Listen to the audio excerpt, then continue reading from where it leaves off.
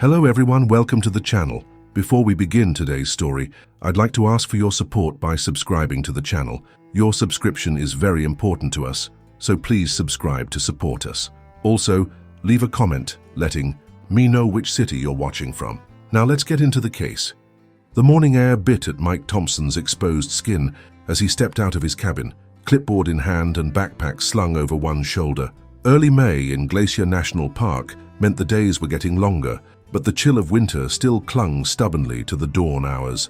Mike pulled his fleece jacket tighter around his torso and adjusted his USGS cap, taking a moment to breathe in the crisp mountain air.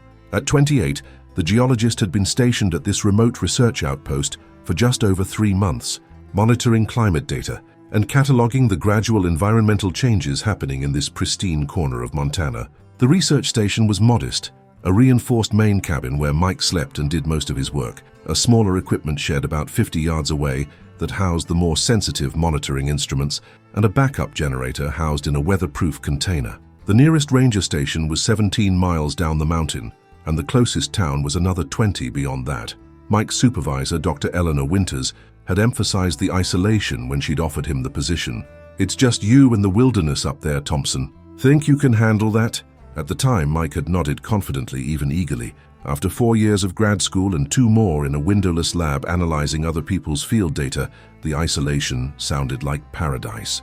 And for the most part, it had been. Mike relished his daily routine, checking the atmospheric instruments, collecting soil samples from designated sites, downloading data from the various monitors scattered strategically throughout his research area, and transmitting his findings back to USGS headquarters. The work was important, tracking the subtle shifts in temperature, precipitation patterns, and soil composition that signaled the broader climate changes affecting not just Montana, but the entire planet. Sometimes the solitude weighed on him, particularly in the evenings when the only sounds were the wind through the pines and the occasional cry of a distant animal. But then morning would come, with all its tasks and purpose, and Mike would remember why he'd chosen this life. This particular morning was a data collection day. Mike had 5 different soil monitoring stations to check, spread out in a rough semicircle about a mile from his cabin. Each station continuously recorded temperature, moisture content, and chemical composition, storing the information until Mike downloaded it onto his specialized tablet.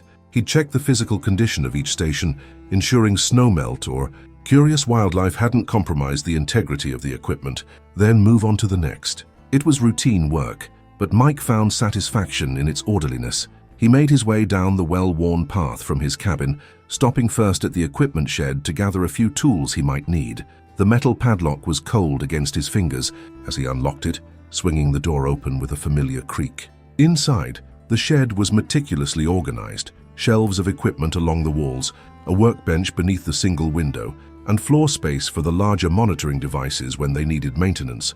Mike grabbed a small toolkit and a calibration device for the soil monitors, tucking them into his backpack alongside his lunch, a peanut butter sandwich, an apple, and a couple of granola bars. Standard fare for a day in the field. As he closed and locked the shed, Mike's eyes scanned the tree line at the edge of the clearing. Part of his wilderness training had been developing situational awareness, especially in bear country. Glacier National Park was home to both black bears and grizzlies, and though encounters were relatively rare, they were a constant possibility. Mike carried bear spray on his belt and had been thoroughly trained in bear safety protocols. So far, he'd only had 2 distant sightings in his months at the station, a black bear foraging for berries about a quarter mile from his cabin in his first month, and what he thought might have been a grizzly crossing a ridge almost a mile away just a few weeks ago. Both times, the bears had shown no interest in him or his station, which was exactly how Mike preferred it.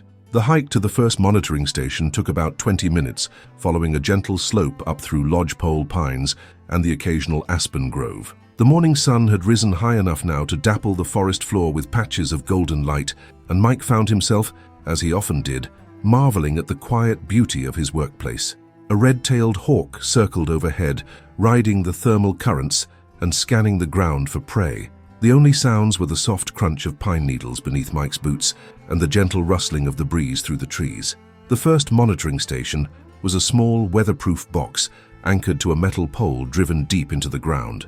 Mike unlocked it with his key, opened the protective casing, and connected his tablet to the data port with a specialized cable. While the data transferred, he inspected the exterior of the station, noting with mild annoyance that something, probably a curious marmot or squirrel, had been chewing on one of the rubber gaskets. He made a note to bring a replacement on his next visit, though the damage wasn't yet severe enough to compromise the station. Once the data transfer was complete, Mike disconnected his tablet, closed and locked the station, and continued on to the next monitoring point. The second and third stations were similarly uneventful. Data downloaded, minor maintenance performed, notes taken on his tablet about conditions and any issues that might need attention. By the time Mike reached the fourth station, the sun was high overhead, and he decided to pause for lunch before completing his rounds. Finding a flat rock in a small clearing, Mike sat down and pulled his sandwich from his backpack. As he ate, he scrolled through some of the preliminary data on his tablet. The soil temperature was trending slightly warmer than the same time last year, consistent with the broader patterns they'd been monitoring. Moisture content was higher, too likely due to a particularly snowy winter and the ongoing melt. Nothing anomalous, but all part of the gradual shifts they were documenting. Mike was so absorbed in his data review that at first he didn't notice the subtle change in the forest around him. It was the silence that finally registered, the abrupt absence of birdsong, and the stillness that had fallen over the previously active woodland. Mike's wilderness training kicked in immediately, and he slowly raised his head from the tablet, careful not to make any sudden movements.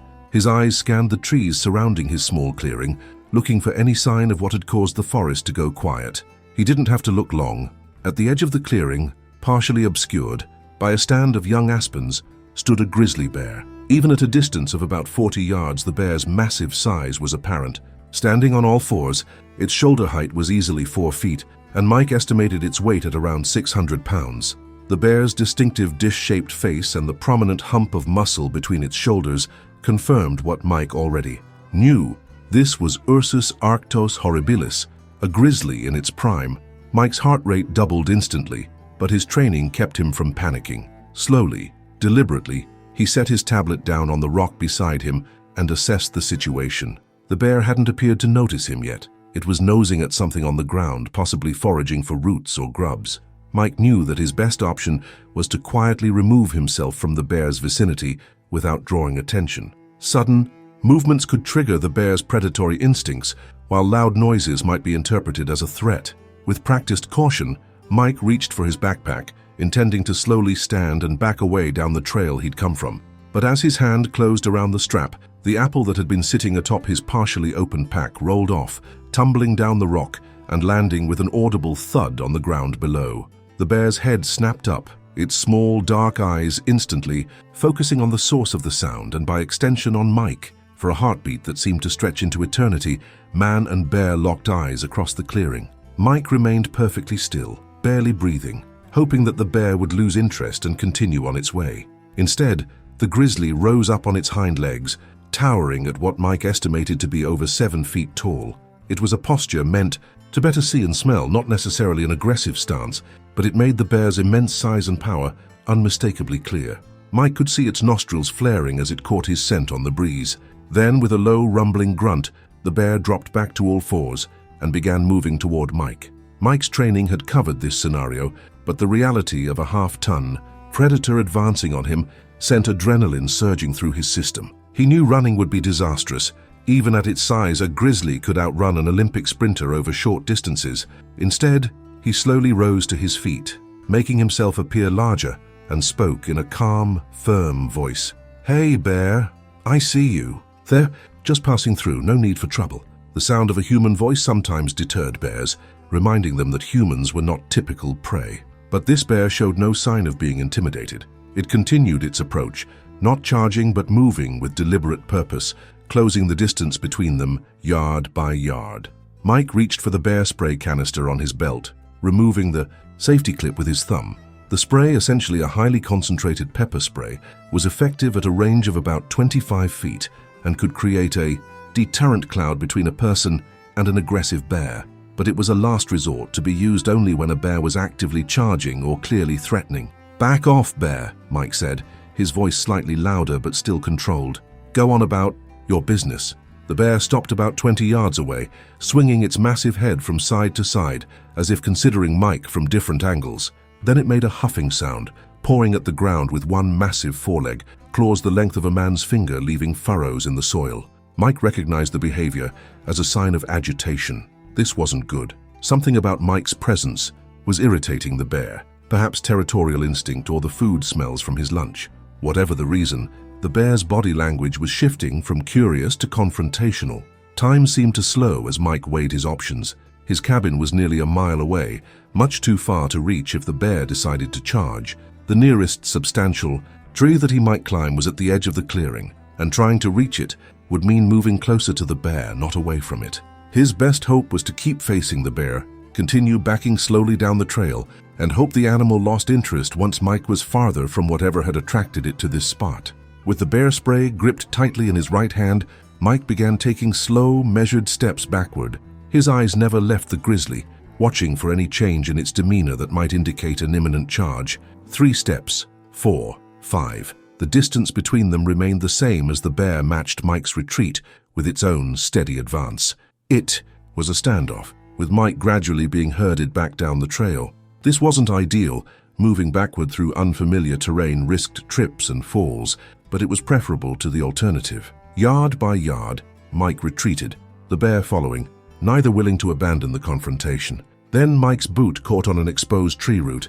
It was a minor stumble, just enough to throw him slightly off balance for half a second. But that half second was all it took. The bear, perhaps interpreting the sudden movement as either weakness or threat, made its decision.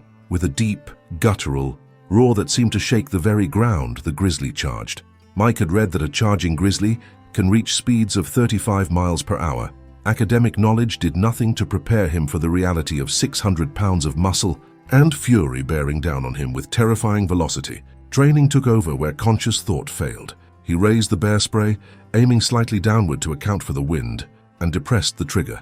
A cloud of orange-tinted spray erupted from the canister, propelled forward to create a barrier between Mike and the oncoming bear. For a moment it seemed to work. The bear ran headlong into the cloud and immediately recoiled, shaking its head violently and pawing at its face, roaring in pain and confusion. Mike didn't waste the opportunity. He turned and ran, no longer concerned with the risks of showing his back to the bear. Self-preservation overrode all other considerations as he sprinted down the trail, lungs burning and legs pumping. Behind him, he could hear the bear's continued roars of rage and discomfort, but he didn't dare look back to see if it was following. Every second of distance he could put between himself and the grizzly improved his chances. The trail sloped downward, which added speed to Mike's flight but also made his footing treacherous. Loose stones and exposed roots threatened to trip him with each stride. His breath came in ragged gasps, the combination of exertion and fear pushing his heart rate to its limit. The forest blurred around him as he ran. His focus narrowed to the path immediately ahead and the sounds behind. Those sounds were what told him the bear spray had only bought him a temporary reprieve. The crashing of underbrush and the rhythmic thumping of heavy paws told Mike that the grizzly had recovered enough to resume its pursuit. And it was gaining on him. Mike knew he couldn't outrun the bear, not over any significant distance. He needed another strategy, and fast. Ahead, the trail curved around a large boulder formation. Just beyond it, Mike remembered, was a steep drop-off to a rocky stream bed about 15 feet below. It wasn't an appealing option, but in the calculus of survival against a charging grizzly, it suddenly seemed like his best chance. He rounded the boulder at full speed, veered off the trail, and without allowing himself time to reconsider, launched himself over the edge of the drop-off. For a sickening moment, he was airborne, the stream bed rushing up to meet him, then impact. Mike hit the ground hard, trying to roll with the fall as he'd been taught in his wilderness training, but the uneven terrain made it nearly impossible. Pain shot through his right ankle and up his leg as it twisted beneath him. His shoulder slammed against a rock, sending another jolt of agony through his upper body. But he was alive, and for now, separated from the bear. Mike scrambled to his feet, wincing as his injured ankle protested the weight. Above him, at the edge of the drop-off, the grizzly appeared, its massive form silhouetted against the sky. It paced back and forth, huffing and grunting, clearly agitated, but seemingly unwilling to follow Mike's desperate plunge. Not waiting to see if the bear would find another way down, Mike began moving as quickly as his injured ankle would allow, following the stream bed away from the drop-off. The narrow canyon offered some protection. The steep walls would make it difficult for the bear to reach him without using the same entry point, giving Mike a head start if it decided to continue. The pursuit. The stream bed was rough going, especially with his injury. Water flowed around and over the rocks, making them slippery, and the uneven footing jarred his twisted ankle with every step. But fear was a powerful motivator, and Mike pressed on, putting as much distance between himself and the bear as possible. After what felt like an eternity, but was probably no more than 5 minutes, Mike paused to catch his breath and assess his situation. His ankle throbbed painfully, and a quick inspection showed it was already beginning to swell. His shoulder ached where it had struck the rock, but he could move his arm, suggesting nothing was broken. Various scrapes and bruises from the fall made themselves known as the initial surge of adrenaline began to subside. More pressing than his injuries, though, was his position. The stream bed cut a winding path through the terrain, and Mike wasn't entirely sure where it would lead. His best guess was that it eventually joined up with the larger creek that ran near his cabin, but that could be miles away. With his injured ankle, such a journey would be slow and painful. Mike pulled out his satellite phone, standard issue for remote field researchers, intending to call the ranger station for assistance. His heart sank when he saw the cracked screen and the dark display. The phone must have been damaged in his fall. He tried the power button, but there was no response. He was on his own. A quick inventory of his remaining resources didn't improve his outlook. In his panicked flight, he'd left his backpack behind at the clearing, along with his tablet and most of his supplies. All he had was what had been in his pockets or on his belt: the now empty bear spray canister, a small multi-tool, his station keys, and a bandana. Not much to work with, especially if the bear decided to continue its pursuit. As if summoned by the thought, a roar echoed down the canyon, bouncing off the rocky walls and seeming to come from all directions at once. Mike froze, listening intently, trying to determine if the sound was getting closer. Another roar, this one definitely nearer than the last. The bear had found a way into the stream bed and was on his trail. With renewed urgency, Mike pushed himself forward, ignoring the pain in his ankle as best he could. The stream bed began to widen slightly, the walls gradually becoming less steep. This was both good and bad. It would eventually provide Mike with a way out of the canyon, but it would also make it easier for the bear to maneuver if it caught up to him. The sound of the bear's pursuit grew steadily louder, the crunch of gravel under heavy paws, the occasional splash as it crossed through deeper sections of the stream, the rhythmic huffing of its powerful lungs. It was moving faster than Mike could with his injury, and the gap between them was closing. Ahead, the stream bed curved sharply to the right, with the left wall sloping down to form a natural ramp up and out of the canyon. It was steep, covered in loose shale and sparse vegetation, but it offered a possibility of escape. Mike veered toward it, scrambling up the incline on all fours, using small bushes and exposed roots as handholds to pull himself up despite his injuries. The loose stones shifted beneath his weight, occasionally sliding out from under his feet and clattering back down to the stream bed below. Each time Mike paused, holding his breath, aware that the sounds might guide the bear directly to him. But stopping for too long wasn't an option either. He continued his ascent, muscles burning with the effort, ankles screaming in protest every time he put weight on it. Mike was about 3/4 of the way up the slope when the bear rounded the curve in the stream bed below. It spotted him immediately, rising up on its hind legs with a roar that seemed to shake the very ground beneath Mike's hands. Then it dropped back down and began climbing the same slope, its powerful limbs easily navigating the loose shale that had given Mike so much trouble. In a surge of desperate energy, Mike scrambled the remaining distance to the top of the canyon wall, pulling himself over the edge and onto level ground. He found himself in a small meadow dotted with wildflowers, beautiful under any other circumstances, but barely registered in his current state of terror. Without pausing to admire the view, Mike hobble ran across the meadow toward the tree line on the far side, hoping to find some form of shelter or defensible position. He was halfway across the open space when the bear crested the canyon wall behind him. Mike risked a glance over his shoulder and immediately wished he hadn't. The grizzly was closing the distance with alarming speed, its powerful body moving with surprising grace for something so large. The tree line was still 30 yards away. Mike knew he wouldn't make it. With no other options, he turned to face the bear, backing away as quickly as his injured ankle would allow. The empty bear spray canister was still clipped to his belt, useless now, but an acute reminder of his vulnerability. The bear slowed as Mike turned to face it, dropping from a full charge to a deliberate walk, then stopping about 15 yards away. It swung its massive head from side to side, huffing loudly, clearly agitated but, for reasons Mike couldn't fathom, hesitant to close the final distance between them. "Easy, bear," Mike said, his voice hoarse with fear, but as steady as he could make it. "Just let me go on my way." The grizzly rose onto its hind legs again, towering at its full height, nose working as it scented the air. Mike knew that grizzlies had poor eyesight, but an acute sense of smell. Whatever it was picking up, Mike's fear, his blood from the various scrapes or something else entirely, seemed to be giving it pause. For a long, tense moment, man and bear regarded each other across the meadow. Then, with a final huff that sounded almost like disgust, the grizzly dropped back to all fours and turned, ambling away toward the far side of the meadow at a pace that suggested the entire confrontation had been of minimal interest. Mike could scarcely believe what he was seeing. By all logic, the bear should have continued its charge. It had pursued him relentlessly up to this point. Why stop now? He wasn't about to question his good fortune, though. As soon as the bear had put sufficient distance between them, Mike resumed his painful progress toward the tree line, moving as quickly as his injured ankle would permit, while trying not to make any noise that might renew the bear's interest. Reaching the relative safety of the trees, Mike paused to orient himself. The sun's position suggested it was early afternoon, meaning he'd been on the run for perhaps an hour since the initial encounter. His cabin was roughly northeast of his current position, but without his compass or GPS, he'd have to navigate by the sun and his general knowledge of the area's geography. The landscape here was less familiar than his usual research territory. The forest was denser, with older growth trees and thicker underbrush.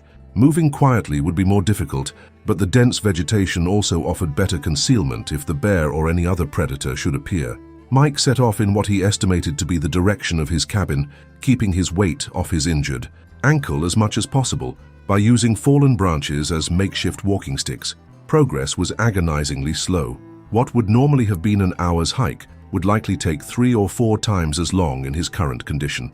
As he moved through the forest, Mike's mind raced, processing what had happened and planning his next steps. Once he reached his cabin, he'd need to use the emergency radio to contact the ranger station, report the bear encounter, and possibly request medical assistance for his injuries. The satellite phone in the cabin would serve as backup if the radio failed. He'd need to document the encounter for his USGS supervisors as well. Bear attacks, even unsuccessful ones, were serious incidents that required thorough reporting. The thought of documentation reminded Mike of his abandoned equipment. His backpack, tablet, and the monitoring station he'd been servicing all contained valuable data and expensive equipment, but retrieving them would mean potentially crossing paths with the grizzly again, a risk Mike was in no hurry to take, especially in his injured state. An hour into his painful trek, Mike paused to rest. His ankle had swollen to nearly twice its normal size, and each step sent spikes of pain up his leg. He found a fallen log to sit on, carefully elevating his injured limb to reduce the swelling. As he sat, the full weight of his situation settled over him. He was injured, alone in grizzly territory without supplies or communication devices, probably miles from his cabin. The day was advancing, and though summer nights in Glacier National Park weren't as cold as winter, one's temperatures could still drop considerably after sunset. Mike knew that staying positive was crucial in survival situations. Panic and despair were as dangerous as any physical threat. He focused on the facts. He knew approximately where he was. He had the skills to navigate back to his cabin. His injuries, while painful, weren't life-threatening, and he had encountered no further sign of the bear since it had inexplicably abandoned its pursuit in the meadow. After resting for about 20 minutes, Mike continued his journey. His pace slightly improved as he found a rhythm that minimized the pain in his ankle. The forest began to thin out, and the terrain became more familiar. He was approaching the ridge that overlooked his research station from the southwest. If he could make it to the top of that ridge, he'd have a clear view of his cabin and the most direct route to reach it. The climb was brutal on his injured ankle, requiring frequent stops to manage the pain and catch his breath. But by late afternoon, Mike had reached the crest of the ridge. The view confirmed his navigation. His cabin was visible about a half-mile away, the metal roof reflecting the sun's rays. The equipment shed stood nearby, and beyond both structures, he could see the dirt access road that connected his station to the main park road miles away.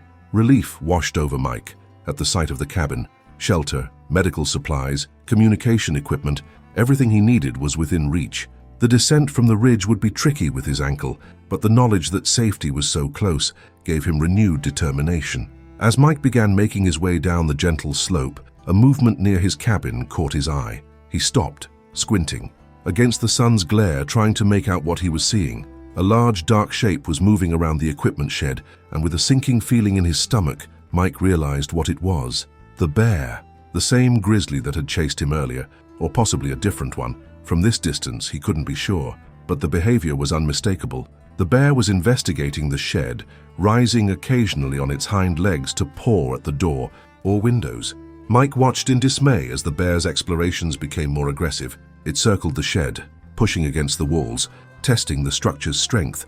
Then, finding a vulnerable point where two wall panels joined, the bear began tearing at the metal with its powerful claws, peeling it back like the lid of a sardine can. Even from his position on the ridge, Mike could hear the screech of tearing metal and the crashes as equipment inside the shed was knocked over. The bear had breached the structure and was now inside, wreaking havoc on thousands of dollars worth of scientific equipment and, more importantly, destroying Mike's best source of emergency supplies outside the main cabin. Mike was faced with a dilemma. His safest option was to remain where he was until the bear left the area, then make his way to the cabin. But that could take hours, and daylight was already beginning to fade.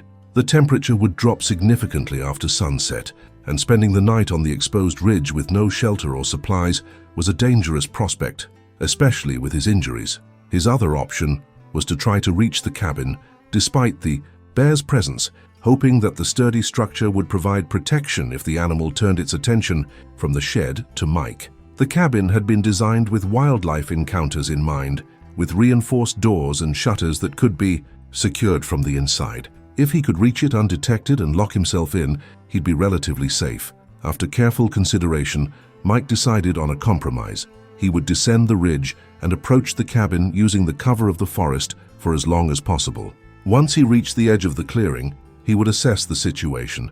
If the bear was still occupied with the shed, he might be able to make a dash for the cabin. If not, he'd reassess his options.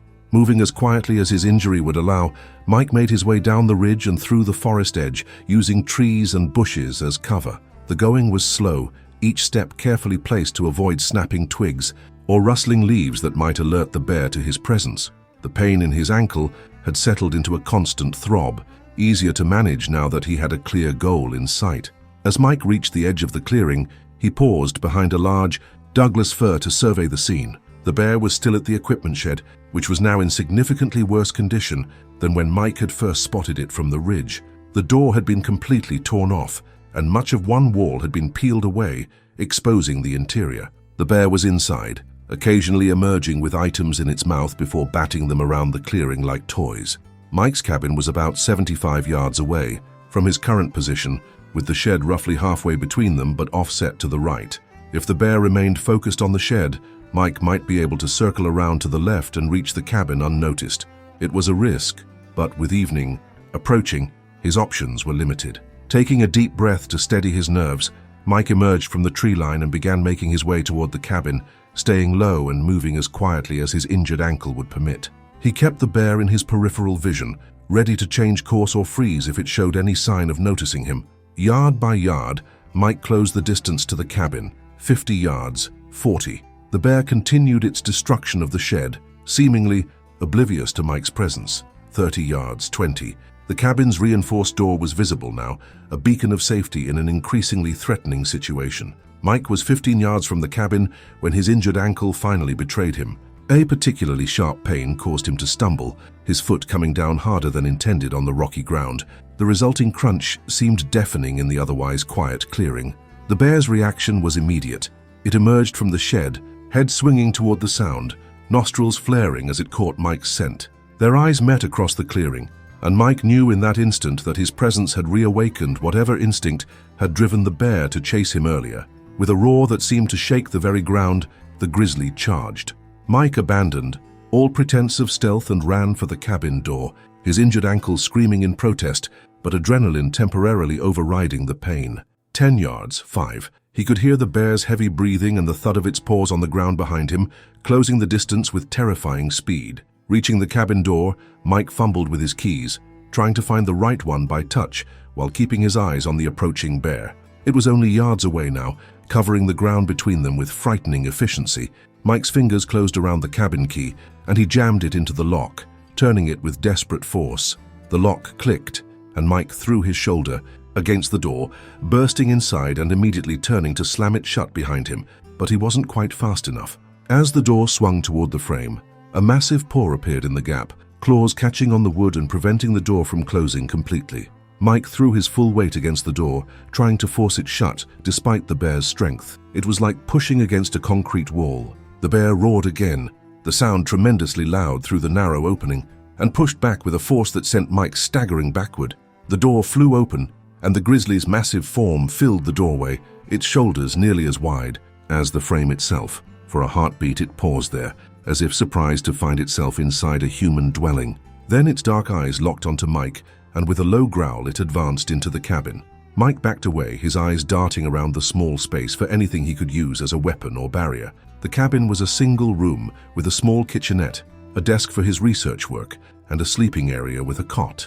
A reinforced storage cabinet against one wall held emergency supplies and his backup communications equipment. The bear moved further into the cabin, its size seeming even more imposing in the confined space.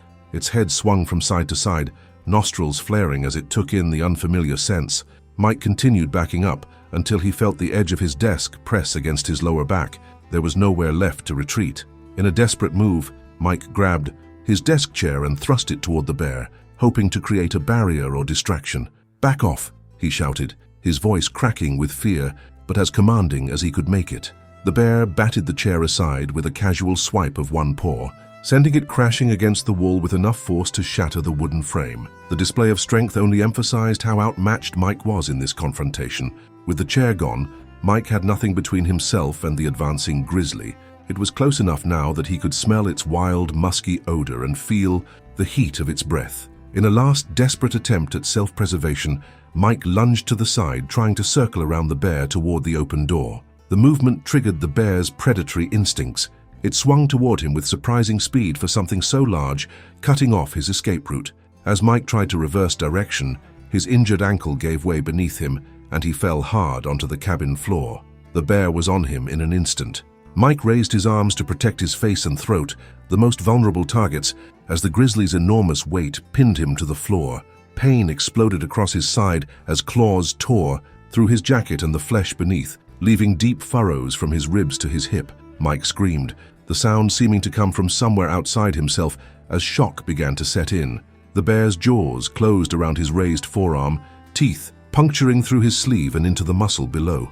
With a violent shake of its massive head, the bear wrenched Mike's arm, and he felt something tear deep inside his shoulder socket. Through the haze of pain and terror, a distant part of Mike's mind recognized that he was experiencing a predatory attack, not a defensive one. The bear wasn't simply trying to neutralize a perceived threat, it was treating him as prey. Without intervention, the attack would continue until he was dead. With his free hand, Mike desperately reached out, fingers scrabbling against the floor, searching for anything he might use as a weapon. His hand closed around something solid, the heavy metal flashlight he kept on his desk for power outages. It wasn't much against a grizzly, but it was better than nothing. Summoning what strength he had left, Mike brought the flashlight down as hard as he could on the bear's sensitive nose. The impact wasn't enough to cause serious injury, but the unexpected pain caused the bear to release its grip on Mike's arm and rear back slightly, giving him a moment's reprieve. Mike seized the opportunity to roll sideways, ignoring the white-hot agony that tore through his injured side and shoulder. He managed to partially crawl, partially drag himself beneath his desk. Not a safe hiding place by any means, but a space too confined for the bear to easily reach him with its full strength.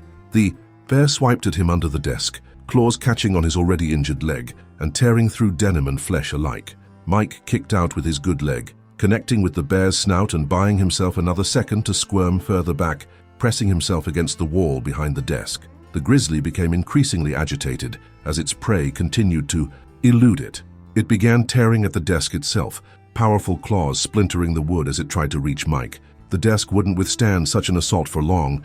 Mike knew he needed another solution, and quickly. His eyes fell on the reinforced storage cabinet across the room. Inside were emergency supplies, including a more powerful bear deterrent than the spray he'd used earlier, a flare gun meant for signaling in case of emergencies.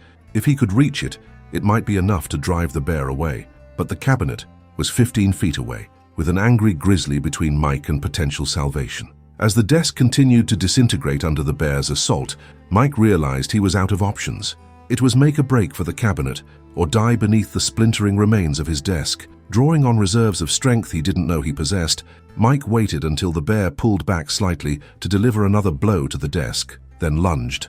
Out from his temporary shelter, half running, half crawling toward the cabinet, the bear roared in what sounded almost like triumph as its prey emerged from hiding. It swung around, surprisingly agile in the small space, and charged after Mike. He could feel it right behind him, the heat of its breath on his neck, as he reached the cabinet and yanked open the metal door. The bear's weight slammed into him from behind, crushing him against the open cabinet door. Ribs cracked under the impact, sending fresh waves of agony through Mike's body, but his hand had already closed around the flare gun inside the cabinet.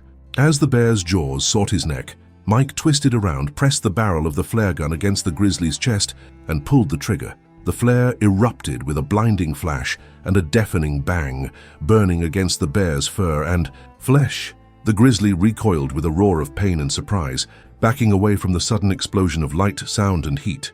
Mike didn't waste the opportunity. He fumbled for another flare, loaded it with shaking hands, and fired again, this time aiming for the space between himself and the cabin door. The second flare screamed across the room, bouncing off the far wall and ricocheting around in a chaotic path of sparks and smoke. The confined space quickly filled with the acrid smell of burning chemicals and the harsh red light of the flare. For a large predator with sensitive hearing and smell, it was an overwhelming assault on the senses.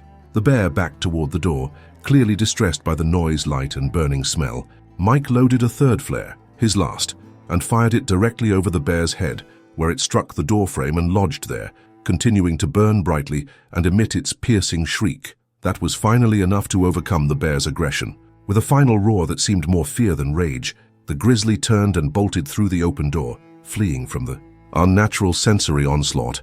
Within seconds it had disappeared from view, leaving behind only the destruction it had wrought on the cabin and its sole occupant. Mike collapsed against the cabinet, his body a constellation of pain. Blood soaked through his torn clothing from multiple wounds.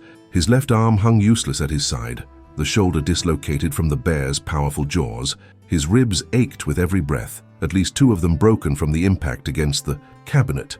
His right leg was torn open from hip to knee where the bear's claws had found their mark, and his ankle, injured in his earlier fall, had swollen to an alarming size. But he was alive. Against all odds, he had survived a direct confrontation with one of North America's most formidable predators.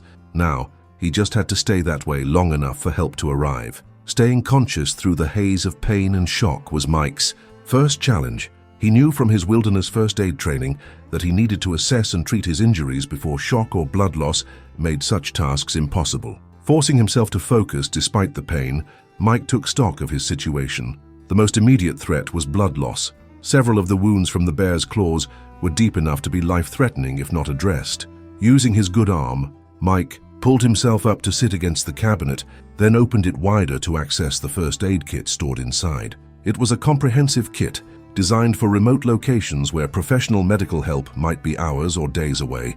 With practiced movements made clumsy by pain and his injured arm, Mike removed gauze pads, pressure bandages, antiseptic solutions, and medical tape from the kit. His torn clothes made accessing some of the wounds easier, though he had to use the emergency scissors from the kit to cut away fabric that had become stuck to drying blood. The most severe gash was along his right side, where the bear's claws had cut deep furrows from just below his ribs to his hip. Mike gritted his teeth as he poured antiseptic solution over the wound, the burning sensation adding a new layer to his already considerable pain. Then he pressed gauze pads against the injury, securing them with pressure bandages wrapped around his torso. The claw marks on his leg were next, not as deep as those on his side, but long and ragged, tearing through muscle as well as skin. Mike repeated the process of cleaning and bandaging, his movements becoming increasingly sluggish as the initial surge of adrenaline began to wear off, leaving him weak and shaking. His left arm presented a different problem. The dislocated shoulder needed to be reset, a difficult procedure to perform on oneself under the best of circumstances, let alone in his current condition. Mike knew the technique. Find a firm surface, apply steady pressure in the correct direction, and the joint would often slip back into place. But with his other injuries and his rapidly deteriorating state, he doubted his ability to generate the necessary force or withstand the additional pain the procedure would cause. Instead, he opted to immobilize the arm as best he could, using an elastic bandage from the first aid kit to secure it against his body in a makeshift sling. It wasn't an ideal solution, but it would have to do until professional medical help arrived, which raised the next critical question: how to call for that help? The cabin's main radio was on the desk that the bear had largely destroyed. Mike could see from his position against the cabinet that the radio had been knocked to the floor and partially crushed beneath the desk's collapsed surface. His satellite phone was in his backpack, abandoned during the initial bear encounter, miles away. That left the emergency beacon, stored in a waterproof case in the same cabinet that held the first aid supplies. The beacon was a simple device with a single button that, when activated, would send an SOS signal with GPS coordinates to the nearest emergency services. It was meant as a last resort when all other communications had failed. Exactly the situation Mike now found himself in. With trembling fingers, Mike retrieved the beacon and pressed the activation button. A small LED light began blinking, indicating that the device was transmitting its distress signal. In normal circumstances, such a signal would bring a response from the ranger station within a few hours, but as the sun began to set outside the broken cabin door, Mike knew that no help would come before morning. Night operations in grizzly territory were too dangerous except in the most dire life or death situations. And while Mike's situation was serious, it wasn't immediately life-threatening now that he had managed to stop the bleeding from his wounds. If he could stay warm, manage his pain and prevent infection, he had a good chance of surviving until rescue arrived. Staying warm was Mike's next priority. The cabin's heating system was electric, powered by solar panels and a backup generator. The solar system appeared to be intact, but with the door hanging open and part of one wall damaged, where the bear had forced its way through, the cabin would quickly lose heat as night fell. May nights in Glacier National Park could drop to near freezing, cold enough to pose a serious risk of hypothermia to someone in Mike's weakened condition. With painstaking effort, Mike pulled himself to his feet using the cabinet for support. The movement sent fresh waves of pain through his injured body, and for a moment, his vision tunneled to a narrow point as dizziness threatened to overwhelm him. He stood still, breathing as deeply as his injured ribs would allow, waiting for the sensation to pass. When he felt stable enough to move, Mike made his way slowly to the damaged door. The bear was nowhere in sight, having apparently fled into the surrounding forest. The equipment shed stood in ruins about 50 yards away, its contents scattered across the clearing. The grizzly had done a thorough job of demolishing both structures. Using a broken piece of furniture as a prop, Mike managed to partially close the damaged door. It wouldn't seal completely. The frame had been bent when the bear forced its way in, but it would at least reduce the draft. Next, he gathered what blankets and warm clothing he could find that hadn't been destroyed in the bear's rampage. The sleeping bag from his cot was intact, as were several wool blankets from a storage trunk that had escaped the worst of the damage. Mike arranged these into a nest-like structure in the corner farthest from the damaged door, creating a relatively draft-free space where he could conserve body heat through the night. He added a thermal emergency blanket from the first aid kit, the reflective material designed to trap and reflect body heat. By the time he had finished these preparations, twilight had deepened into true darkness. The cabin's solar-powered lights still functioned, providing illumination that allowed Mike to continue treating his injuries. He found a bottle of over-the-counter pain medication in the first aid kit and swallowed several tablets with water from a bottle that had survived the destruction. It wouldn't do much against the level of pain he was experiencing, but anything was better than nothing. As he worked, Mike took stock of his remaining supplies. The bear's attack had destroyed much of the cabin's interior, but the reinforced storage cabinet had protected the most critical emergency items. Besides the first aid kit and emergency beacon, he had several days' worth of emergency rations, water purification tablets, a flashlight with spare batteries, waterproof matches, and a small camp stove with fuel. There was also a handgun, a .44 Magnum revolver, kept specifically for defense against large predators. Mike was certified in its use, having completed the required training before being stationed at the remote outpost. But in the chaos of the bear attack, he hadn't had time to retrieve it from the locked compartment at the bottom of the cabinet. Even if he had, Mike wondered if it would have made a difference. A grizzly was incredibly difficult to stop even with a powerful handgun, unless the shot was perfectly placed. And with the bear already on top of him, the chances of getting such a shot off successfully had been slim to none. After checking and rechecking his bandages, Mike carefully lowered himself into his makeshift bed, arranging the blankets to provide maximum insulation. The pain medication had taken the edge off his discomfort, but every movement still sent spikes of agony through his injured body. He positioned himself as comfortably as possible, elevating his injured leg on a folded blanket to reduce swelling and keeping his immobilized arm close to his chest. As full darkness settled over the research station, the sounds of the wilderness became more pronounced. The wind through the trees, the occasional call of a nightbird, the distant howl of a wolf, sounds that Mike had found soothing during his months at the station, now carried an undertone of menace. Was the bear still out there, watching the cabin from the darkness? Would it return to finish what it had started? The rational part of Mike's mind knew that the grizzly had likely moved on, seeking easier prey or returning to whatever territory it had been defending. Bears, for all their power and occasional aggression, weren't typically vengeful creatures. They operated on instinct, not complex emotions like grudges. But rationality was difficult to maintain when every shadow seemed to hold the threat of teeth and claws, and every unexplained sound caused Mike's heart rate to spike. To distract himself from these fears, Mike focused on documenting the day's events while they were still fresh in his mind. Professional habit was strong even in his injured state. He found his field notebook, miraculously intact in the pocket of his torn jacket, and began writing with the pencil attached to its spiral binding. The process was slow and painful, with only one functional arm, but the familiar routine of observation, analysis, and recording helped center his thoughts.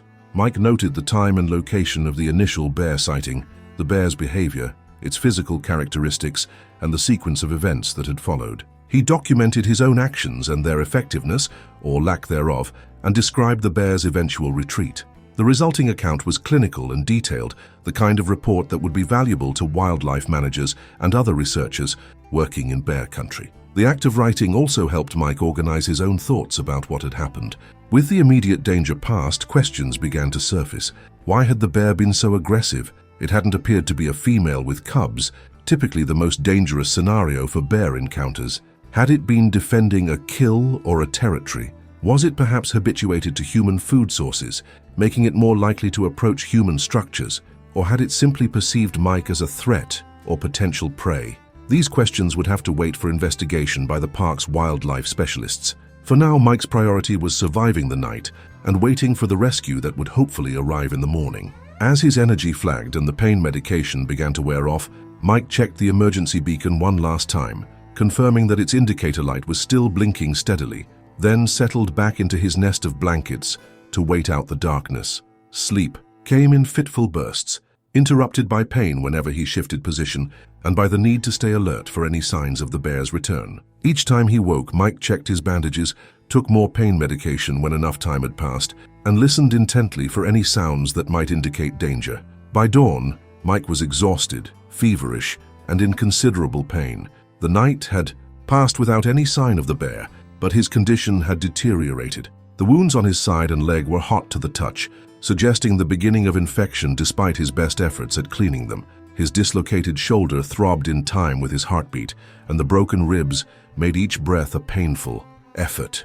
As the first light of morning filtered through the cabin's windows, Mike heard the sound he'd been waiting for, the distant thrum of a helicopter approaching from the direction of the ranger station. The emergency beacon had done its job, guiding rescuers to his location. Mike gathered what strength he had left and made his way to the damaged door, emerging into the morning sunlight just as the helicopter appeared over the ridge. It circled the clearing once, the pilot presumably assessing the landing conditions, then descended to a flat area about 30 yards from the cabin. The noise and downdraft from the rotors sent waves of pain through Mike's throbbing head, but he'd never heard a more welcome sound. As the blades slowed, two figures emerged from the helicopter, a park ranger in uniform and a paramedic carrying a substantial medical kit. They spotted Mike immediately, leaning heavily against the cabin's doorframe, and rushed toward him. "Mike Thompson," the ranger called as they approached. "We received your emergency signal. What happened here?" Mike started to respond, but the combination of exhaustion, pain, and relief at seeing rescuers made his legs buckle beneath him.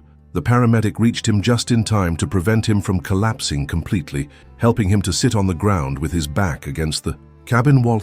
"Grizzly attack," Mike managed to say, his voice hoarse from dehydration and the previous day's screaming. "Yesterday afternoon, It destroyed the equipment shed, then came after me when I tried to reach the cabin. The ranger's expression turned grim as he surveyed the destruction around them, the ruined shed, the damaged cabin door, and most concerningly, Mike's extensive injuries visible through his torn and bloodied clothing. "You're lucky to be alive," the ranger said as the paramedic began cutting away the makeshift bandages to assess Mike's wounds. "Let's get you stabilized and airlifted to medical care." The next hour passed in a blur for Mike. The paramedic administered proper pain medication, cleaned and redressed his wounds, placed his leg in a temporary splint, and established an IV to begin addressing his dehydration. Throughout the process, the ranger asked questions about the attack, taking notes for the official incident report that would need to be filed. "The bear's still out there," Mike warned, as they prepared to move him to the helicopter. It was a big one, male grizzly, probably 600 pounds or more, unusually aggressive. The ranger nodded, looking out at the surrounding forest with increased vigilance. "We'll alert the wildlife management team. They'll need to assess whether this bear poses an ongoing threat to park visitors or staff. For now, let's focus on getting you to medical care." With the paramedic on one side and the ranger on the other, Mike was helped to his feet and guided slowly toward the waiting helicopter. Each step was agony despite the pain medication, but the promise of proper medical attention and safety from another bear encounter propelled him forward. As they reached the helicopter, Mike paused and looked back at the research station that had been his home for the past 3 months. The equipment shed was beyond repair, its contents strewn across the clearing in pieces. The cabin had fared slightly better, but would need significant work before it could be occupied again. And somewhere in the surrounding wilderness, the grizzly that had nearly killed him was still roaming free. "What about my research data?" Mike asked, the scientist in him asserting itself even through the pain and exhaustion. "There's valuable climate information stored in the monitoring stations and on my backup drives in the cabin. We'll send a team to secure everything once you're safely evacuated," the ranger assured him. "The research won't be lost, but right now, you're the priority." Mike nodded, accepting this answer, and allowed himself to be helped into the helicopter. The paramedic secured him on a stretcher, while the ranger closed the door and signaled to the pilot. Moments later, the rotors began to spin, and the helicopter lifted off, carrying Mike away from the site of his terrifying ordeal. From the air, Mike could see the full extent of the wilderness that surrounded his research station. Miles of forest, mountain ridges and valleys, all potential bear habitat. The landscape that had once represented scientific opportunity and natural beauty now held a more complex meaning, a reminder of both nature's wonder and its capacity for sudden violence. As the helicopter banked and set course for the hospital in Kalispell, Mike closed his eyes, finally allowing himself to fully process what had happened. He had survived a grizzly attack, something few people could claim. The experience would leave him with scars, both physical and psychological, but also with a profound appreciation for the thin line between life and death in the wilderness. The hospital in Kalispell was prepared for wilderness injuries, though bear attacks severe enough to require helicopter evacuation were thankfully rare. As soon as the helicopter landed on the hospital's rooftop pad, Mike was transferred to a trauma team that had been briefed on his condition during the flight. The next several hours were a whirlwind of medical activity. X-rays confirmed the broken ribs and revealed that his dislocated shoulder also had a partial rotator cuff tear. The wounds on his side and leg required extensive cleaning and numerous stitches, 37 for the gashes on his side, 22 for those on his leg. His injured ankle was determined to be a severe sprain rather than a break, but would still require weeks of immobilization and physical therapy. The doctors also addressed the beginning stages of infection in his wounds, starting him on powerful intravenous antibiotics. Blood tests were ordered to check for any potential diseases that might have been transmitted through the bear's claws or teeth, though the risk was relatively low. Throughout the medical procedures, Mike drifted in and out of consciousness, the combination of pain medication, exhaustion, and trauma making it difficult for him to maintain awareness of his surroundings. When he was finally settled in a private room, bandaged, stitched, and connected to various monitoring devices, a nurse informed him that there were park officials waiting to speak with him when he felt up to it. "They can wait until tomorrow," the nurse said firmly. "You need rest more than they need their report right now." But Mike insisted on speaking with them briefly. "It's important," he explained. "The bear destroyed thousands of dollars worth of research equipment, and it's still out there. What if it attacks someone else?" Reluctantly, the nurse agreed to allow a short visit, warning the officials that they had 15 minutes maximum before she would insist that her patient rest. Two park rangers entered the room, one of whom Mike recognized as the man who had helped rescue him from the research station.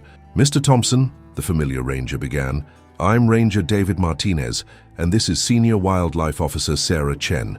We need to ask you a few questions about the bear encounter, if you're feeling up to it." Mike nodded, wincing as the movement sent a jolt of pain through his injured shoulder.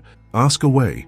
I'll tell you everything I can remember." For the next 15 minutes, the rangers guided Mike through a detailed recounting of the attack, asking specific questions about the bear's size, coloration, behavior, and any distinguishing marks. They were particularly interested in what might have triggered the initial aggression and why the bear had been investigating the equipment shed. "Hard to say what set it off," Mike said. "I was just having lunch and it appeared at the edge of the clearing. When it noticed me, its behavior changed immediately. There was no warning, huffing, or false charges. It just came straight at me." Officer Chen made notes on a tablet as Mike spoke. "And you're certain it was a grizzly, not a black bear? The size, dish-shaped face, shoulder hump were all present?" "Absolutely," Mike confirmed. "I've had training in bear identification. This was definitely a grizzly, and a large one. My guess is it weighed at least 600 pounds. The rangers exchanged glances. "That matches reports we've had of a large male grizzly in that area," Ranger Martinez said. "There have been 3 sightings in the past month, though yours is the first actual attack. What will happen now?" Mike asked. "Will you try to relocate it?" Officer Chen's expression turned serious. "We'll have to assess the situation. A bear that has attacked a human and shown no fear of human structures is concerning. Our first step will be to send a wildlife team to your research station to investigate. They'll look for hair samples, tracks, and any other evidence that might help identify this specific bear. And if you identify it," Mike pressed. "That will depend on a number of factors," she replied carefully. "The bear's history, whether it's been previously tagged or relocated, the specifics of the attack, whether it was defensive or predatory." Mike didn't miss the implication. In cases of predatory attacks, bears were sometimes euthanized if they were deemed to pose an ongoing threat to human safety. Despite what he'd been through, the thought didn't sit comfortably with him. The grizzly had been behaving according to its nature, not out of malice. "I'm not pushing for the bear to be killed," he said, wanting to make his position clear. "It was just doing what bears do. I was in its territory, not the other way around." Ranger Martinez nodded appreciatively. "That's a perspective we don't always hear from attack victims, but it's one we value. Our goal is always coexistence when possible, but we also have a responsibility to public safety." The nurse returned, pointing meaningfully at her watch. "Time's up. Mr. Thompson needs to rest now." The rangers thanked Mike for his cooperation and promised to keep him updated on their investigation. As they left, Ranger Martinez paused at the door. "One more thing, Mr. Thompson. Your supervisors at USGS have been notified of the incident. They asked me to tell you not to worry about the equipment or the research station. Everything can be replaced." Once alone, Mike closed his eyes, the reality of his situation sinking in more fully. The attack would have consequences beyond his physical injuries, reports to file, insurance claims, decisions about whether to return to field work. But those concerns could wait. For now, he needed to focus on healing. The next few days in the hospital passed in a cycle of pain management, medical checks, and gradually increasing periods of alertness as Mike's body began to recover from the trauma. Doctors confirmed that while his injuries were serious, none were life-threatening with proper treatment. The shoulder would require surgery to repair the torn rotator cuff, scheduled for once the swelling had subsided. The lacerations were healing well with no signs of infection thanks to the prompt administration of antibiotics. His ankle would need at least 6 weeks in a walking boot, followed by physical therapy. On the 3rd day of his hospital stay, Mike received a visit from Dr. Eleanor Winters, his supervisor from the USGS. The silver-haired climate scientist had flown in from Denver specifically to check on him and to discuss the future of the research project. "You look like hell, Thompson," she said by way of greeting, though her tone was gentle despite the blunt words. Mike attempted a smile, which turned into more of a grimace. "You should see the other guy." "Actually, no, I wouldn't recommend that." Dr. Winters pulled a chair beside his bed. "I've read the preliminary incident report. You're lucky to be alive." "So everyone keeps telling me," Mike replied. "Any word on the research station or the equipment?" "The Park Service sent a wildlife team accompanied by some of our technical staff to assess the damage," Dr. Winters explained. "The equipment shed is a total loss, along with most of what was inside it.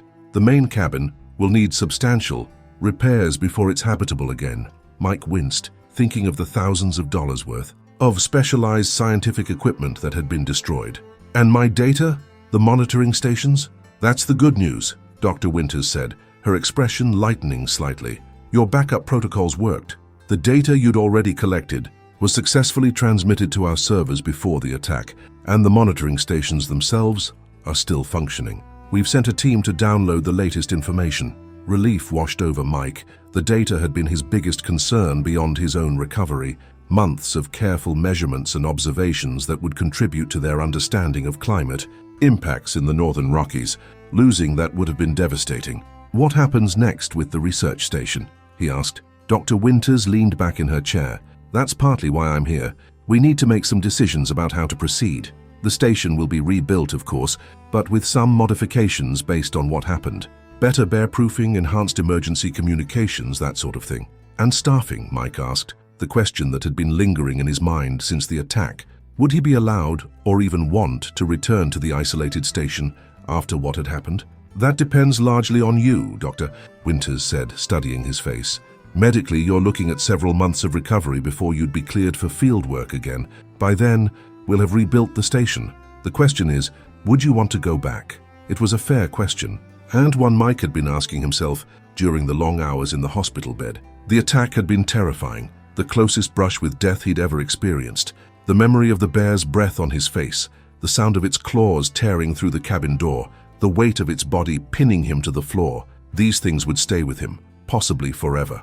But there was also the work to consider, important work that he believed in deeply, climate research that could help inform policy decisions, conservation efforts, and our understanding of one of the most pressing issues facing the planet. Walking away from that because of fear felt wrong somehow. I would, Mike said finally, surprising himself with the certainty in his voice, but not alone. The report was right about that part. Having a colleague stationed with me during bear season would make sense. Dr. Winters nodded, looking pleased but not surprised by his answer. That's what I told the review board, you'd say. We're already making arrangements for a 2-person team going forward. Safety protocols will be enhanced as well. More frequent check-ins, better communications equipment, more comprehensive bear safety training. And the bear? Mike couldn't help asking. Any word on what's happening with it? Last I heard, the wildlife team found clear evidence that it was the same grizzly that had been spotted in the area previously, a large male, approximately 12 years old based on track measurements and hair samples. They've set up trail cameras and tracking stations to try to determine its movement patterns. Are they planning to relocate it? Or, Mike left the alternative unspoken. Dr. Winters sighed. That decision hasn't been made yet. The wildlife management team takes these situations very seriously, weighing the bear's history, the nature of the encounter, and the potential ongoing risk. I know they don't make such decisions lightly. Mike nodded, finding himself hoping that the bear would be given another chance. As traumatic as the attack had been, he couldn't blame the animal for following its instincts. The wilderness was its home long before humans had arrived with their research stations and hiking trails. Anyway, Dr. Winters continued, shifting to a lighter tone, you focus on healing. Your job will be waiting when you're ready to come back. And in the meantime, you've become something of a legend at headquarters, the geologist who fought off a grizzly with a flare gun. Mike grimaced. Not exactly how I was hoping to make my mark in the scientific community. Take it from someone who's been in this field for 30 years, Dr. Winters said with a wry smile. Sometimes the stories of how we get our data are as valuable as the data itself. Your experience will inform bear safety protocols for future researchers. That's a contribution beyond the climate readings.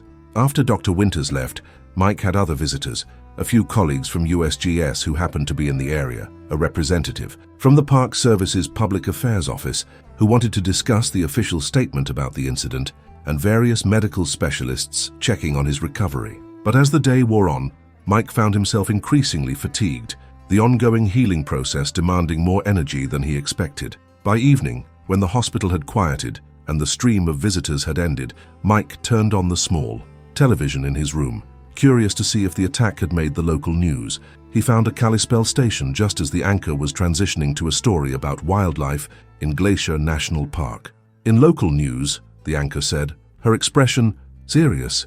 A research scientist working at a remote station in Glacier National Park was airlifted to Kalispell Regional Medical Center following a grizzly bear attack yesterday. Park officials say the man, whose name has not been released, sustained serious but non-life-threatening injuries when a bear destroyed an equipment shed and then entered his cabin. The scientist was able to drive the bear away using an emergency flare gun before activating a distress beacon. Park wildlife officials are investigating the incident, but remind visitors that this is a rare occurrence and that the risk of bear attacks can be minimized by following proper safety protocols. In bear country, the brevity of the report surprised Mike. 30 seconds to summarize what had been the most harrowing experience of his life. The story then moved on to weather forecasts and local sports scores, his near-death encounter already relegated to just another news item in a cycle that would be forgotten by tomorrow. In a way, it was comforting. The attack hadn't been sensationalized, his name hadn't been released to the media, and the focus had been on the rarity of such incidents rather than their danger. Still, it felt strange to have lived through something so profound and then see it reduced to a brief mention between more mundane stories. Mike turned off the television and shifted his position in the hospital bed, wincing as the movement pulled at his stitches. The doctors had said he would likely be discharged in another day or two, assuming no complications developed. He would need to stay in the Kalispell area for the shoulder surgery and initial recovery, but within a few weeks, he could return to his apartment in Denver to continue his rehabilitation. As he drifted towards sleep, Mike's thoughts returned to the bear. Was it still roaming the wilderness around his research station? Had it found easier food sources elsewhere? Or was it even now being tracked by wildlife officials deciding its fate? There was no way to know, and that uncertainty would be something Mike would have to learn to live with, along with the scars that would mark his body for the rest of his life. In the morning, Mike was awakened by a nurse bringing his breakfast and a stack of paperwork, discharge instructions, prescriptions, follow-up appointment schedules, and various forms related to his employment status and workers' compensation.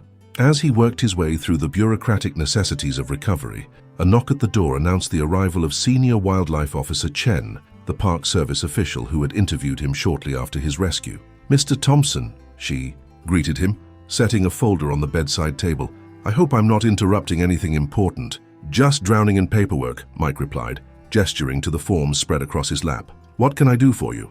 Officer Chen pulled up a chair. "I wanted to update you on our investigation and findings regarding the bear involved in your attack. We've completed our assessment of the scene and analyzed the evidence." Mike set aside his paperwork, giving the wildlife officer his full attention. "What did you find out?" "Based on the track's hair samples and your description, we've positively identified the bear as a male grizzly, approximately 12 years old, that we've been monitoring for the past 3 years. He's known to wildlife staff as Bear 4111, though he's not currently tagged or collared." "Has he been involved in other incidents with humans?" Mike asked. Officer Chen consulted her notes. "Nothing this serious. He was observed near campgrounds twice last summer, but showed appropriate wariness and moved on when rangers hazed him. There was a report of him bluff charging a hiker last fall, but no contact was made. This attack represents a significant escalation in behavior." Mike absorbed this information, trying to reconcile it with his own experience. "Any theories on why he became so aggressive? I wasn't doing anything to provoke him." "We have a few possibilities," Chen replied. "First, the timing. Early May is when grizzlies are very actively foraging after winter hibernation, and they can be more aggressive when hungry. Second, the location. Your monitoring stations may have been placed near what he considers part of his territory, possibly even close to a feeding area or travel corridor." "And the equipment shed?" Mike asked. "Why would he tear into that?" "That's actually quite common," Chen explained. "Bears are incredibly curious animals, and human structures often contain scents that they find interesting. There might have been residual food smells from your supplies, or even just the scent of the cleaning products or lubricants used on the equipment. Once his curiosity was piqued, his strength made short work of the structure. It made sense, but still didn't fully explain the bear's persistent pursuit and attack." "So what happens to Bear 411 now?" Mike asked, voicing the question that had been weighing on him. Officer Chen's expression turned grave. "This is where things get complicated. Park policy requires us to evaluate each bear-human conflict individually, considering the bear's history, the nature of the encounter, and the potential risk to public safety. In cases of predatory attacks, where a bear deliberately targets a human as prey, management options are more limited. And my case, how was it classified? Based on your description and the evidence at the scene, We've classified it as a predatory attack, Chen said. The bear's behavior, pursuing you over a significant distance, breaking into a human structure, and the nature of the injuries you sustained all indicate predatory intent rather than a defensive response. Mike felt a chill at the confirmation of what he'd instinctively known during the attack. The bear had seen him as prey, not merely as a threat to be neutralized. So what does that mean for Bear 411? Chen sighed, clearly uncomfortable with what she had to say next. The park's wildlife management team, in consultation with state wildlife officials, has determined that Bear 411 poses an unacceptable risk to human safety. The decision has been made to euthanize him if he can be located. Though Mike had suspected this might be the outcome, hearing it confirmed still affected him more than he'd expected. The bear had nearly killed him, had caused injuries that would take months to fully heal, and yet he felt an unexpected sense of loss at the thought of the magnificent animal being killed because of their encounter. Isn't there another option? He asked. Relocation, maybe. We considered it, Chen assured him, but the research is clear that relocating bears with established predatory behavior toward humans rarely solves the problem. They often return to their original territory or continue the problematic behavior in the new location. Additionally, Bear 411 is a mature male with established territory. Relocating him would likely just create territorial conflicts with other bears, potentially displacing them into areas with more human activity. Mike nodded slowly, accepting the explanation, but not particularly comforted by it. Have you found him yet? Not yet, Chen admitted. We've set up camera traps and hair snares around your research station and along known game trails in the area. Rangers are also conducting regular patrols. But the wilderness is vast, and bears can cover tremendous distances.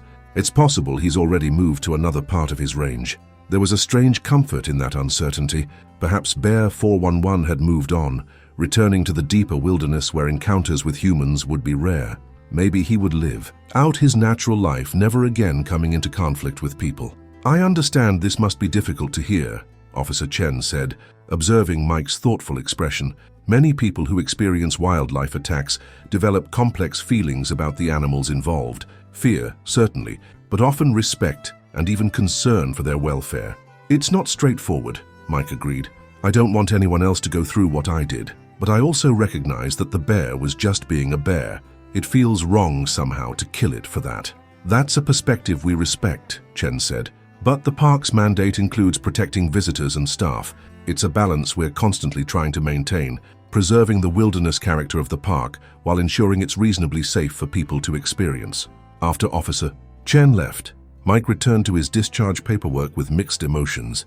The hospital staff had prepared him for the physical recovery ahead, weeks of restricted activity while his wounds healed and his bones knit back together, months of physical therapy to regain full use of his shoulder and ankle, the likelihood of permanent scars and possibly ongoing pain. But no one had prepared him for the complicated feelings he'd have about the bear itself and its uncertain fate.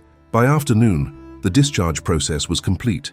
A USGS colleague who happened to be in the area had volunteered to drive Mike to the extended stay hotel where he'd be living until his shoulder surgery and initial recovery. As they loaded his few possessions into the car, mostly items that Dr. Winters had brought from his Denver apartment, Mike took a final look at the hospital that had been his home for the past 4 days. Ready to go? His colleague asked, holding the passenger door open. Mike nodded, carefully settling into the seat with his injured leg extended. As ready as I'll ever be. As they drove through Kalispell toward the hotel, Mike watched the ordinary rhythms of small-town life unfold around him. People shopping, dining at outdoor cafes, walking dogs, completely unaware of how quickly life could change in the wilderness just miles away. To them, Mike was just another stranger passing through, not someone who had looked into the eyes of a predator and somehow lived to tell about it. The extended stay hotel was comfortable enough, a small kitchenette, a separate bedroom, basic furnishings. Mike's colleague helped him get settled, bringing in groceries they'd picked up on the way and making sure Mike could navigate the space with his injuries before reluctantly leaving to return to his own field assignment. Alone for the first time since the attack, Mike found himself at loose ends. His injuries prevented him from doing much physically, but his mind was active, replaying the encounter over and over, analyzing each moment, each decision, wondering what he might have done differently. To distract himself, he opened his laptop, delivered by Dr. Winters, along with his other essentials, and began documenting his experience in more detail than the official reports had required. He described the bear's behavior, its movements, the effectiveness of the bear spray, the sequence of events in the cabin. The writing was partly therapeutic, a way to process what had happened, but also professional. This kind of first-hand account could be valuable for training other field researchers or developing better safety protocols. As evening approached, Mike's phone rang, a Denver area code that he recognized as USGS headquarters. The caller identified himself as James Reeves from the agency's public affairs office. "Mr. Thompson, I'm calling to check on your recovery and to discuss some media inquiries we've received about your encounter," Reeves explained. "Media inquiries?" Mike echoed, surprised. "I thought the story was just a brief local news item." "It was initially," Reeves confirmed, "but these things have a way of spreading. A climate scientist fighting off a grizzly with a flare gun makes for a compelling headline. We've had requests from several national outlets for interviews or statements." Mike hadn't anticipated this development. "What's the agency's position on me talking to the media?" "We're not opposed to it," Reeves said carefully, "but we'd like to coordinate any interviews to ensure they don't interfere with your recovery or with the ongoing wildlife management situation. We're also concerned about the potential for sensationalism that might negatively impact bear conservation efforts." It was a legitimate concern. Bear attacks made for dramatic stories, and the media often emphasized the danger while downplaying the rarity of such incidents. Such coverage could fuel misconceptions and fear, potentially leading to less public support for conservation efforts. "To be honest, I'm not eager to relive the experience for the cameras," Mike admitted. "Is there an alternative approach?" "We could issue a more detailed statement on your behalf if you'd like," Reeves suggested. "Something that acknowledges what happened, but puts it in proper context regarding bear behavior and safety in the wilderness." That sounded more appealing to Mike. "I'd be comfortable with that. Could I review it before it goes out?" "Absolutely. I'll draft something and send it over for your approval." "And Mr. Thompson, for what it's worth, everyone at headquarters is impressed with how you handled the situation. Not everyone would have kept their wits about them the way you did." After the call ended, Mike found himself reflecting on how the attack was being perceived by others, as a dramatic story, as a safety incident to be analyzed, as a wildlife management challenge. For Mike himself, it was all of those things, but also something more personal and profound. A moment when the boundary between modern human life and the ancient rhythms of the wilderness had momentarily dissolved, leaving him face to face with a reality that most people never experienced. The days that followed fell into a routine of medical appointments, physical therapy evaluations, and remote work sessions with his USGS team. Mike's supervisor had arranged for him to assist with data analysis from his hotel room, both to keep him occupied during recovery and to maintain his connection to the research project. The work was engaging enough, but a far cry from the hands-on field research he'd been conducting before the attack. 10 days after his discharge from the hospital, Mike underwent surgery to repair the torn rotator cuff in his left shoulder. The procedure went well, but added another layer to his recovery process: a bulky shoulder immobilizer, additional pain management, and new restrictions on his already limited activities. Throughout this period, Mike periodically checked local news sources for any updates on Bear 4111. There were occasional mentions of increased ranger patrols and warning signs posted in certain areas of the park, but no reports of the bear being located or euthanized. Mike found himself hoping that the grizzly had moved deep into the backcountry, away from trails and human structures, though he knew that was unlikely given the bear's recent behavior. 3 weeks after the attack, as Mike was beginning to adjust to his new temporary life in Kalispell, he received an unexpected visitor. A knock at his hotel room door revealed Ranger Martinez, the park official who had helped rescue him from the research station. "Ranger Martinez," Mike greeted him, stepping back to allow the man to enter. "I wasn't expecting to see you again. I was in town for a meeting and thought I'd check in on you," Martinez explained, taking in Mike's various medical devices, the shoulder immobilizer, the walking boot on his injured ankle, the visible bandages where the bear's claws had torn into his side and leg. "How's the recovery going?" "Slower than I'd like, but the doctors say I'm making good progress," Mike replied, gesturing for the ranger to take a seat at the small table by the window. "Any news from the park that I should know about?" Martinez settled into the chair, his expression turning serious. "Actually, that's partly why I wanted to see you in person. We've had a development regarding Bear 411 that I thought you should hear directly from us rather than through news reports." Mike's pulse quickened. "You found him?" Yes and no, Martinez said, leaning forward slightly. 3 days ago, one of our wildlife teams was checking remote camera traps in the area about 4 miles from your research station. They downloaded the footage and discovered images of a large male grizzly matching Bear 411's description. And? Mike prompted when the ranger paused. The images showed the bear moving northeast, deeper into the park's backcountry. More significantly, the photos were from 2 weeks ago, shortly after your encounter. Based on the timing and direction, our wildlife biologists believe the bear was actively leaving the area where the attack occurred. Mike considered this information. Is that typical behavior after an encounter with humans? Not necessarily, Martinez admitted. Bears often remain in their established territories regardless of human encounters, but the fact that this bear moved away from the area could suggest it was deterred by the negative experience, possibly the flare gun you used. So what does this mean for the management plan? Mike asked, getting to the heart of the matter. Are they still planning to euthanize him if he's found? Martinez seemed to choose his next words carefully. The situation has been reassessed based on this new information. The fact that the bear appears to have voluntarily left the area and moved deeper into wilderness territory has led to a modification of the response. Rather than actively tracking the bear for euthanasia, we're now monitoring the situation through camera traps and regular wildlife surveys. Relief washed over Mike, more intense than he'd expected. So he gets a reprieve? Conditionally, Martinez clarified. If he returns to the area near your research station or shows further predatory behavior toward humans, the original management decision would be reinstated. But for now, the focus is on monitoring rather than removal. That seems fair, Mike said, surprised by how important this news felt to him. I appreciate you coming to tell me in person. I thought you'd want to know, Martinez replied, studying Mike's face. You seem pleased by the development. Mike considered this observation. I am, though I'm not sure I can fully explain why. The bear nearly killed me, and I still have nightmares about it. But there's something about knowing it's still out there, living its bear life in the wilderness that feels right somehow. Martinez nodded understandingly. I've worked in national parks for 20 years, and I've seen that reaction before from people who've had close encounters with wildlife, even dangerous ones. There's often a connection formed, a respect for the wild nature of these animals, even when they've caused harm. Connection isn't exactly the word I'd use, Mike said with a wry smile, but I wouldn't want it killed because of me, not if there's a reasonable alternative. Well, for now at least, it seems your paths will remain separate, Martinez said, rising from his chair.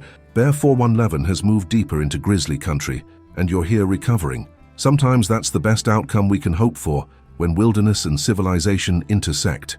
After the ranger left, Mike stood at the window of his hotel room, looking out toward the distant mountains of Glacier National Park. Somewhere in those vast forests and valleys, the bear that had nearly ended his life was continuing its own existence, unaware of the human decisions that had just spared it from being hunted down.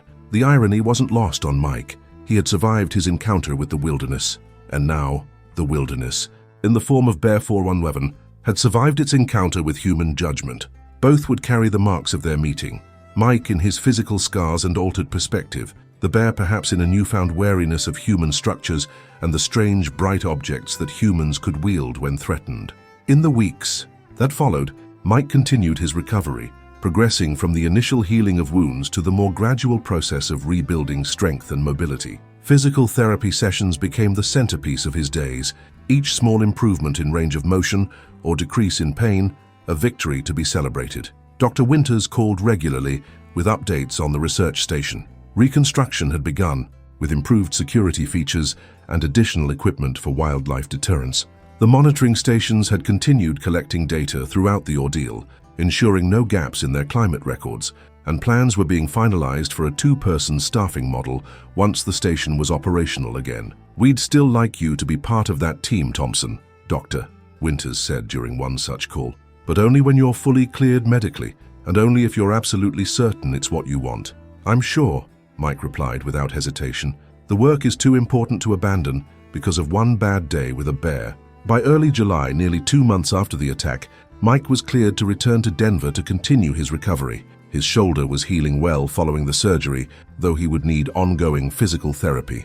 The lacerations had closed completely, leaving raised red scars that the doctors assured him would fade somewhat with time. His ankle was strong enough for walking without the boot, though longer hikes were still in the future. On his final day in Kalispell, Mike made an unplanned detour on his way to the airport, asking his taxi driver to take him to the park's western entrance. He had no intention of going into the backcountry. He wasn't physically ready for that, and his medical team would have strongly objected, but he felt a need to see the place again, to look at those mountains and forests from a position of safety. At the entrance station, Mike asked the driver to wait while he stepped out briefly. The summer air was warm, carrying the scent of pines and wildflowers. Tourists moved around him, excited to begin their vacations, snapping photos of the park entrance sign, consulting maps and guidebooks. None of them knew his story, or what had happened to him just miles from where they stood. A park ranger at the entrance booth noticed Mike's scars, still visible on his forearm where his sleeve didn't quite cover them, and gave him a second look of recognition. "You're the researcher, aren't you?" she asked quietly when he approached the booth. "The one who was attacked in May?" Mike nodded, surprised to be recognized. "Word gets around, I guess." "Among park staff, yes," she confirmed. "You're something of a case study now in our bear safety briefings. How's the recovery going?" "Better every day," Mike replied. "I'm heading back to Denver today, but I wanted to see the park once more before I left." The ranger smiled understandingly. "Some people never want to come back after an experience like yours. Others feel compelled to. Either way, the mountains have a way of staying with you." "Any word on the bear?" Mike couldn't help asking. "Bear 411? No confirmed sightings in the area where your station was located," she reported. "A few possible tracks in the northern section of the park last month, but nothing definitive. Bears are good at disappearing when they want to." Mike thanked her and returned to his waiting taxi, taking one long last look at the mountains before getting in. As they drove away toward the airport, he reflected on how this place had changed him, not just physically, but in his understanding of himself and the natural world. The bear was still out there somewhere, and in a few months' time Mike would be back as well, continuing his research with a new perspective and a profound respect for the wild heart that still beat beneath the scientific study and recreational use of places like Glacier National Park. He would carry the scars of their encounter for the rest of his life, visible reminders on his body of that moment when the ancient dance between predator and prey had played out once more, as it had for countless generations before human beings had names for bears or mountains or fear. And perhaps somewhere deep in the wilderness, Bear 411 carried memories of his own from that encounter, of strange structures, unusual scents, bright flashing lights, and loud noises. Just as Mike had learned about the power and danger of the wilderness, perhaps the bear had learned something about humans and their bizarre, incomprehensible defenses. It was an uneasy coexistence, humanity and wilderness, each transformed by their encounters with the other, neither fully understanding the other's nature. But it was a relationship as old as humankind itself, and one that would continue long after Mike's research was complete and his time in the mountains was done. The dance would go on, sometimes violent, sometimes peaceful, but always profound, in what it revealed about both worlds and the thin line that separated them. As the taxi crested a hill and the park disappeared from view behind them, Mike settled back in his seat and looked toward the airport, toward Denver, toward the next chapter of his story. The encounter with Bear 411 would always be part of him now, a story written in scar tissue, a memory engraved in his mind, a moment when the boundary between his ordered human existence and the wild, unpredictable heart of nature had momentarily dissolved, leaving him forever changed by what he had found on the other side. Daniel Matthews adjusted his camera strap for the 5th time in as many minutes, the unfamiliar weight of the new telephoto lens making him more conscious of the expensive equipment than usual. The morning air in Grand Teton National Park carried a crisp edge that belied the June date, reminding him that mountain climates played by their own rules. He'd arrived the previous afternoon to scout locations for today's wedding, taking advantage of the golden hour to identify the perfect spots along the Snake River where Melissa and Brandon would exchange their vows. Now, with 3 hours until the ceremony, he found himself second-guessing his preparation. This was, after all, the biggest booking of his fledgling career as a wedding photographer, and the bride's father, a successful Portland executive who'd vacationed in Wyoming for decades, was not a man who tolerated mistakes. "You're overthinking it," Daniel muttered to himself, scanning the clearing where white wooden chairs had been arranged in neat rows. The wedding planner, a cheerful woman named Amanda with a clipboard perpetually in hand, had assured him that the location had been approved by the Park Service. The required permits had been secured months in advance, the guest list kept deliberately. Small to minimize environmental impact, and a park ranger would be checking in periodically throughout the event. It was all perfectly legitimate and organized. Still, something about being so exposed in the wilderness made the back of Daniel's neck prickle with unease. He snapped a few test shots of the empty chairs, framed against the backdrop of the mountains reflected in the river's gentle curve. The lighting would be ideal by 4 o'clock, when the ceremony was scheduled to begin. At 34, Daniel had photographed dozens of weddings across the Pacific Northwest, but this was his first destination event. The Collins family was paying him handsomely, covering his travel expenses from Seattle and putting him up at the same upscale lodge where the wedding party was staying. If this went well, it could open doors to more lucrative destination weddings. If it didn't, well, Daniel preferred not to dwell on that possibility. His phone vibrated in his pocket, and he fished it out to see a text from Melissa. "Still, on schedule. Hair and makeup almost done. Could you grab some pre-ceremony shots of the guys there in cabin 8? Daniel texted back a quick affirmative and packed his gear carefully into his weatherproof bag. The groomsmen had been celebrating rather enthusiastically the night before. He'd heard them returning to their cabins well after midnight, and he wondered what state they'd be in this morning. The walk from the riverside clearing to the cluster of luxury cabins took about 10 minutes along a well-maintained trail. Daniel passed a young family heading the opposite direction, the parents loaded down with hiking gear, while their 2 elementary-aged children chatted excitedly about the possibility of seeing wildlife. The father nodded at Daniel's camera. "Photographer. Good day for it. Wedding, actually," Daniel replied with a smile. "Down by Snake River." The mother raised her eyebrows. "Brave choice. Beautiful, though." Something in her tone made Daniel pause. "Brave?" She glanced at her husband before responding. "Just the wildlife. We saw a ranger posting bear warnings at the trailhead this morning. Apparently there have been a few sightings recently. Nothing to worry about, I'm sure, but we're keeping the kids close today." Daniel felt that prickle of unease return. "Bear warnings? I didn't see any signs yesterday." "Must be new," the father said with a shrug. "Ranger said they're just being cautious. Some young grizzlies been spotted a couple of times near the campgrounds, probably just passing through the area." Daniel nodded, trying to appear unconcerned. "Thanks for the heads up. Enjoy your hike." As the family continued down the trail, he quickened his pace toward the cabins, mentally calculating how far the ceremony site was from the nearest road access. The wedding planner hadn't mentioned anything about bear warnings, but perhaps the notices had just gone up. He'd need to ask her about contingency plans when he saw her. Cabin 8 was the largest of the cluster, with a sprawling deck overlooking a small meadow dotted with wildflowers. From the porch, Daniel could hear male voices and laughter, punctuated by the occasional groan that suggested at least some of the groomsmen were feeling the effects of the previous night. He knocked on the heavy wooden door, which swung open to reveal Brandon Miller, the groom, looking surprisingly fresh in jeans and a button-down shirt, his tuxedo hanging pressed and ready on a nearby door. "Matthews, right on time, man." Brandon stepped back to let him in, revealing a scene of organized chaos. 5 men in various states of dress moved around the spacious living area. Kevin Baker, the best man Daniel had met at the rehearsal dinner, was adjusting his bow tie in front of a mirror while another groomsman searched frantically through a suitcase. "Ignore the panic," Brandon said with a grin. "Apparently, Josh forgot to pack socks, which is somehow a catastrophe." "White socks with a tux would be a catastrophe," Josh called over without looking up from his search. "I'm not walking down the aisle looking like a tourist."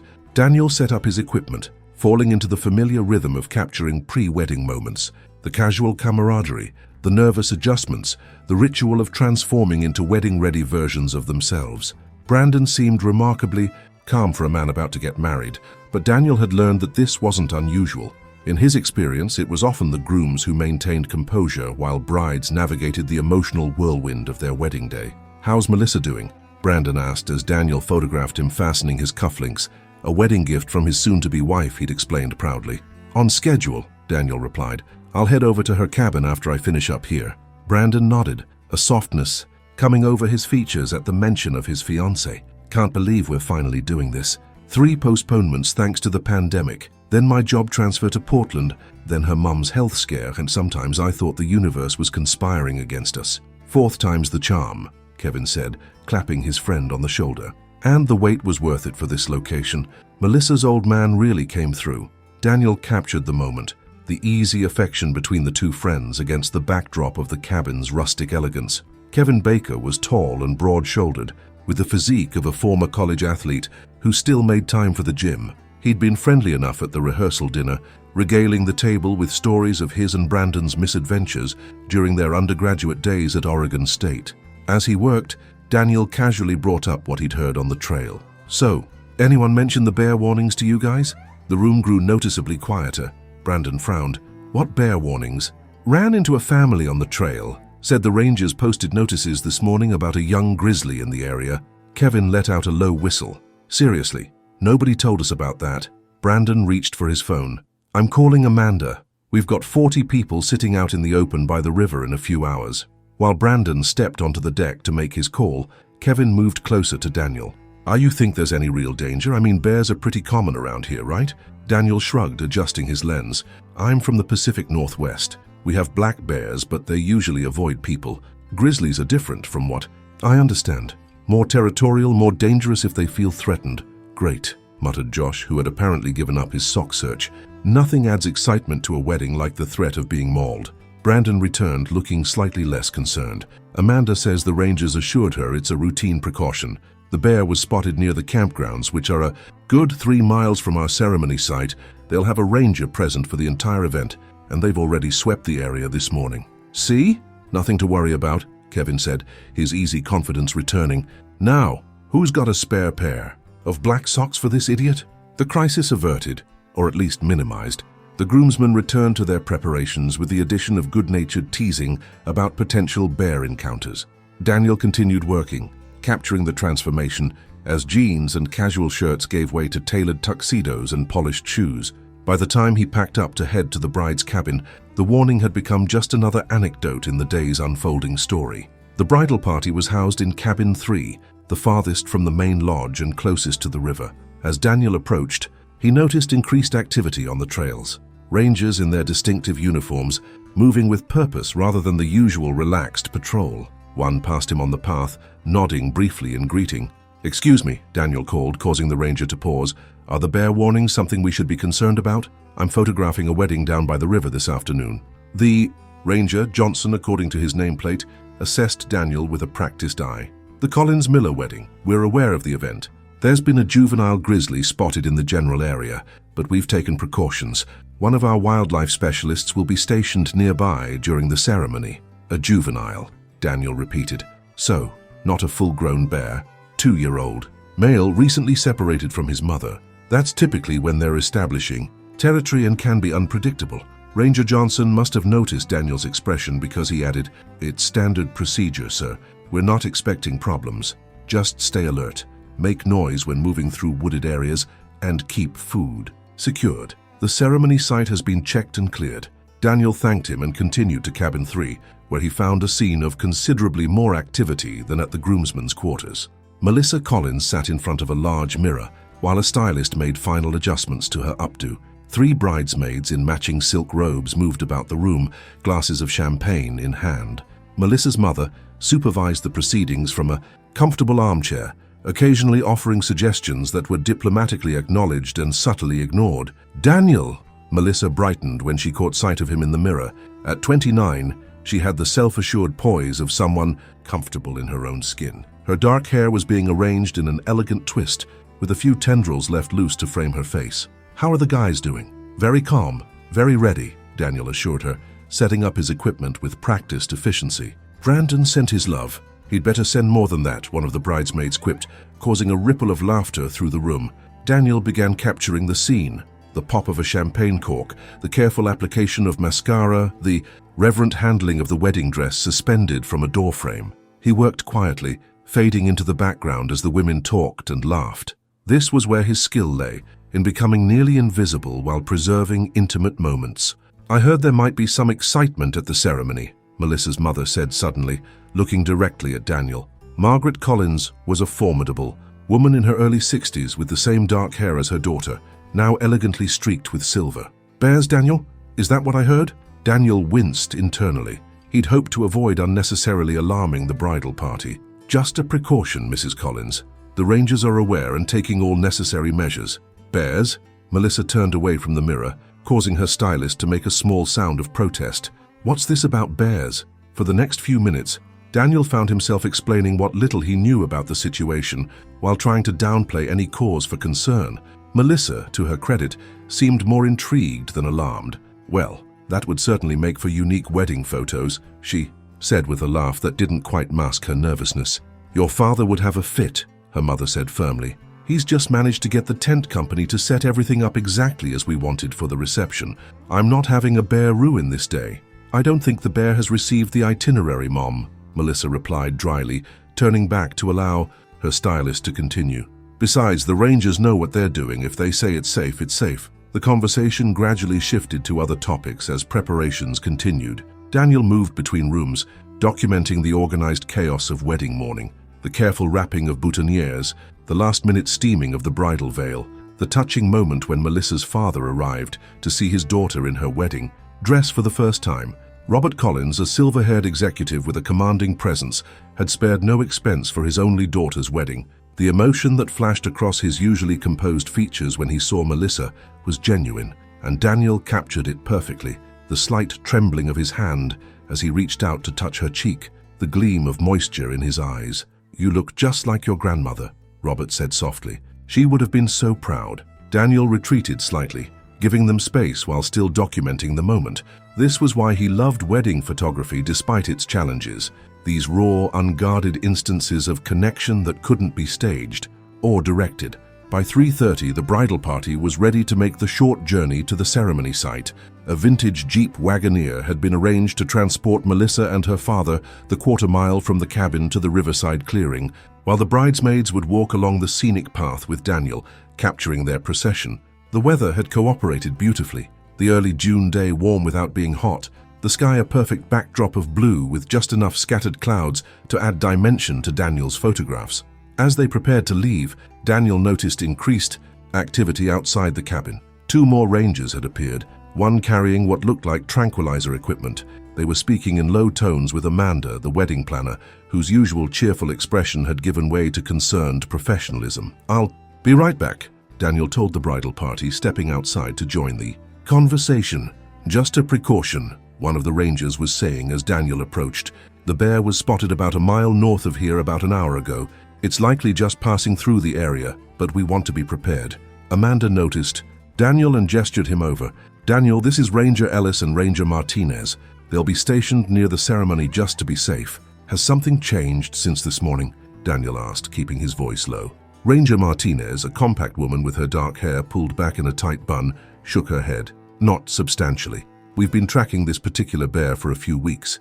He's been keeping his distance from populated areas until recently. The concern is that he might be growing more comfortable around humans, which is never good." "Should we be considering a different location?" Amanda asked, her clipboard clutched tightly against her chest. "That's not necessary at this point," Ellis responded. "We've thoroughly swept the ceremony area, and there's no sign of the bear. We'll have personnel positioned at strategic points, and we've set up some additional noise deterrents. The likelihood of an encounter is very low." Amanda didn't look entirely convinced. "Mr. Collins has put a lot of money and planning into this venue, and we understand that," Martinez assured her. "If we thought there was a significant risk, we would recommend relocation, but right now we believe the ceremony can proceed safely with proper precautions." Those precautions, they explained, included keeping all food tightly secured until the actual reception, which would take place in a large tent set up near the main lodge well away from the riverside. The wedding party was advised to stay together, make normal conversational noise while walking the trails, and follow any instructions from rangers immediately should the situation change. When Daniel returned to the cabin, he found Melissa waiting. On the porch, her wedding dress carefully bustled up to keep the hem from trailing on the ground. "More bear drama?" she asked with forced lightness. Daniel considered downplaying the situation but opted for honesty. "They're taking extra precautions, but they don't think there's any real danger." Melissa nodded, her expression thoughtful. "Brandon and I met hiking in the Columbia River Gorge, you know. Our second date was a 12-mile trail, where we got completely lost and ended up hitchhiking back to our car. His marriage proposal happened at the top of Mount Hood after a climb. That nearly killed both of us." She smiled at the memory. "I guess it's fitting that our wedding has its own adventure element." "That's a good way to look at it," Daniel said, raising his camera. "Do you mind?" When she nodded her permission, he captured her standing there. On the porch, the magnificent Teton Range rising behind her, her expression one of calm determination tinged with excitement. It was, he thought, a perfect portrait of Melissa, beautiful but unruffled, poised at the threshold of a significant moment. The procession to the ceremony site began precisely on schedule. The bridesmaids, in flowing dresses of sage green that complemented the natural setting, walked the path in pairs carrying small bouquets of wildflowers and white roses. Daniel moved ahead of them, then to the sides, capturing their journey against the backdrop of mountains and river. He kept one eye on the surrounding forest, but there was no sign of wildlife larger than the occasional squirrel or chipmunk darting across the path. At the ceremony site, guests were already seated in the white wooden chairs. Brandon and his groomsmen stood at the front, looking sharp in their tuxedos with sage green accents that matched the bridesmaids' dresses. The officiant, a friend of the couple who had obtained certification specifically for this occasion, reviewed his notes. With nervous concentration, Daniel noted the presence of 3 rangers, positioned discreetly at the edges of the clearing, their attention focused outward toward the surrounding wilderness rather than on the gathering. As the bridesmaids took their places and the music transitioned to the bridal march, Daniel positioned himself to capture Melissa's arrival in the vintage Jeep. The vehicle appeared around a bend in the access road, moving slowly to avoid jostling the bride. Robert Collins helped his daughter from the car with careful ceremony, then offered his arm as they paused at the beginning of the aisle, a simple path of white petals leading between the rows of chairs to where Brandon waited. Daniel caught Brandon's expression as he saw his bride for the first time, the widening of his eyes, the involuntary smile that transformed his features. These were the moments that Daniel lived for professionally, the genuine emotional reactions that no posed portrait could ever replicate. As Melissa and her father began their walk, Daniel circled to capture the procession from multiple angles, always conscious of being unobtrusive while still getting the shots that would tell the complete story of this day. The ceremony proceeded without incident. Vows were exchanged with voices that trembled slightly from emotion rather than fear. Rings were presented by Kevin, with a flourish and a wink that made the guests chuckle. Melissa and Brandon were pronounced husband and wife against the perfect backdrop of mountains. Reflected in the river, the late afternoon sun casting a golden glow over the entire scene. If not for the rangers standing sentinel at the perimeter, it would have been easy to forget the potential threat lurking in the surrounding wilderness.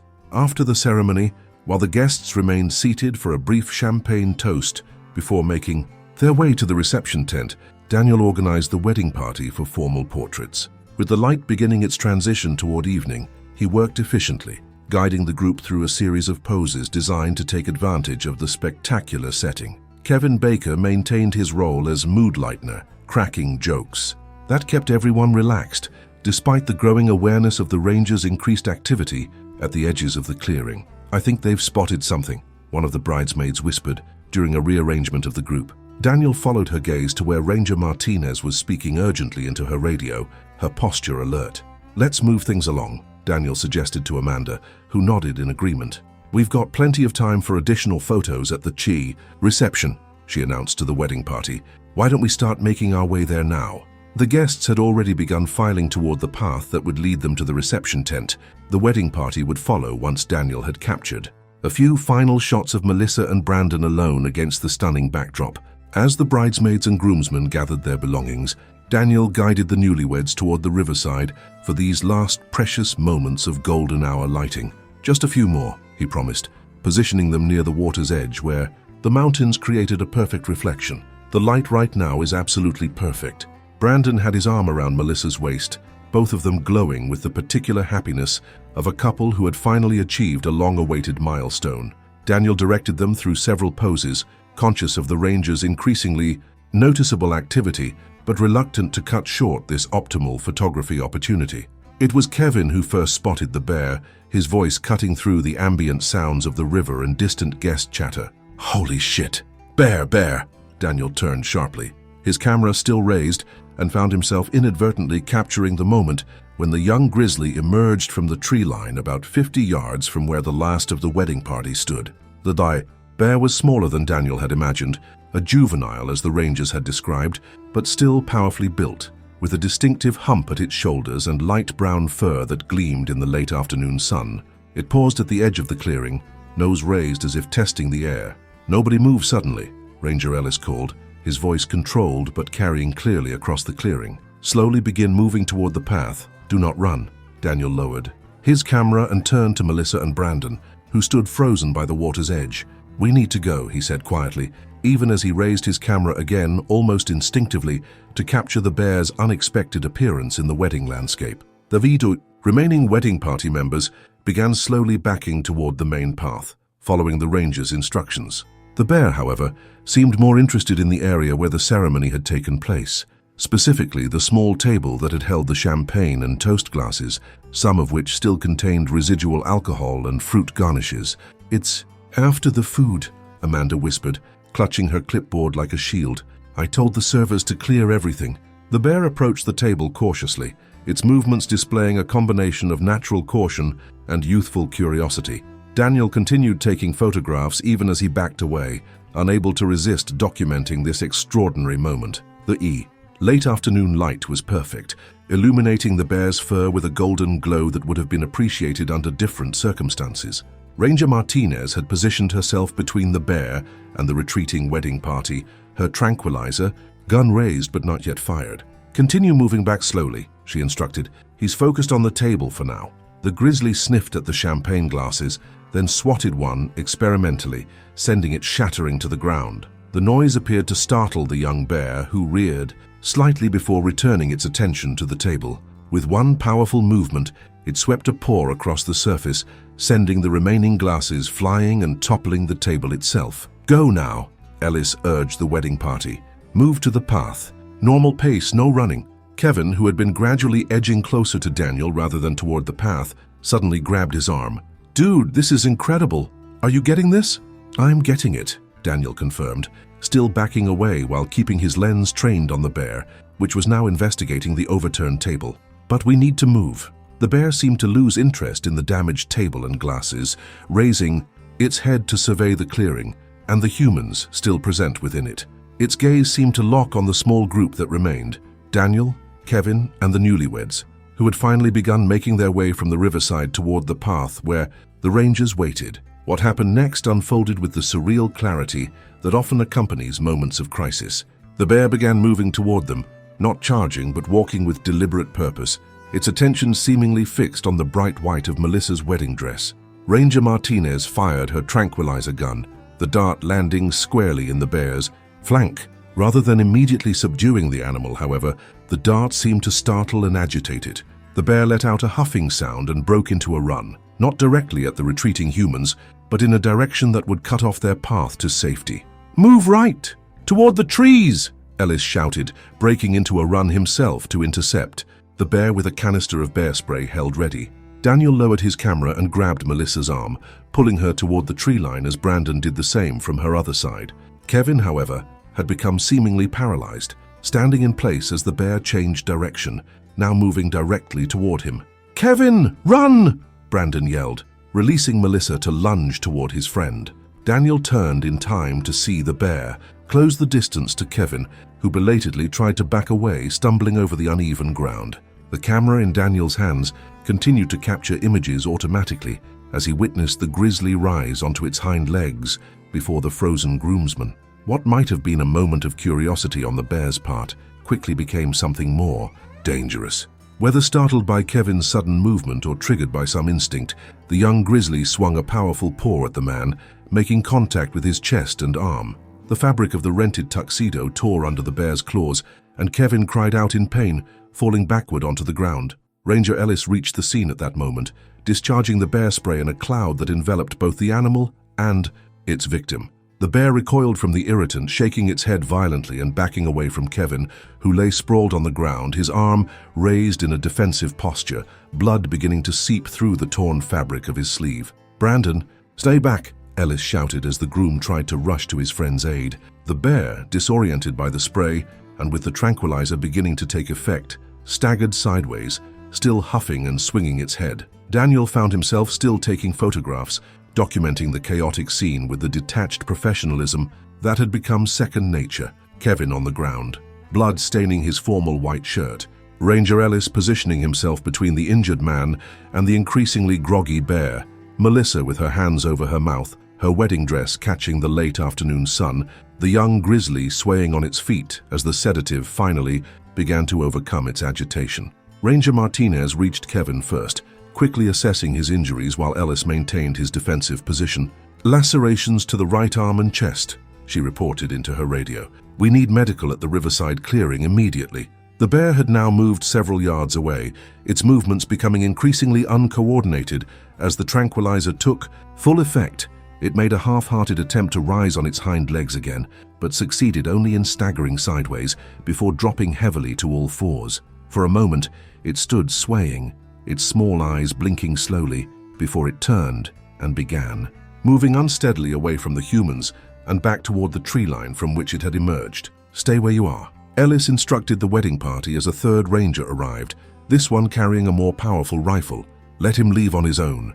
Daniel lowered his camera at last, the adrenaline that had kept him functioning giving way to a delayed reaction of shock. He moved to where Brandon and Melissa now knelt beside Kevin, whose face had gone pale beneath his summer tan. "Is he okay?" Daniel asked, feeling helpless and oddly guilty, as if his documentation of the event had somehow contributed to its occurrence. "Superficial lacerations," Martinez replied without looking up from where she was applying pressure to Kevin's arm with a field dressing.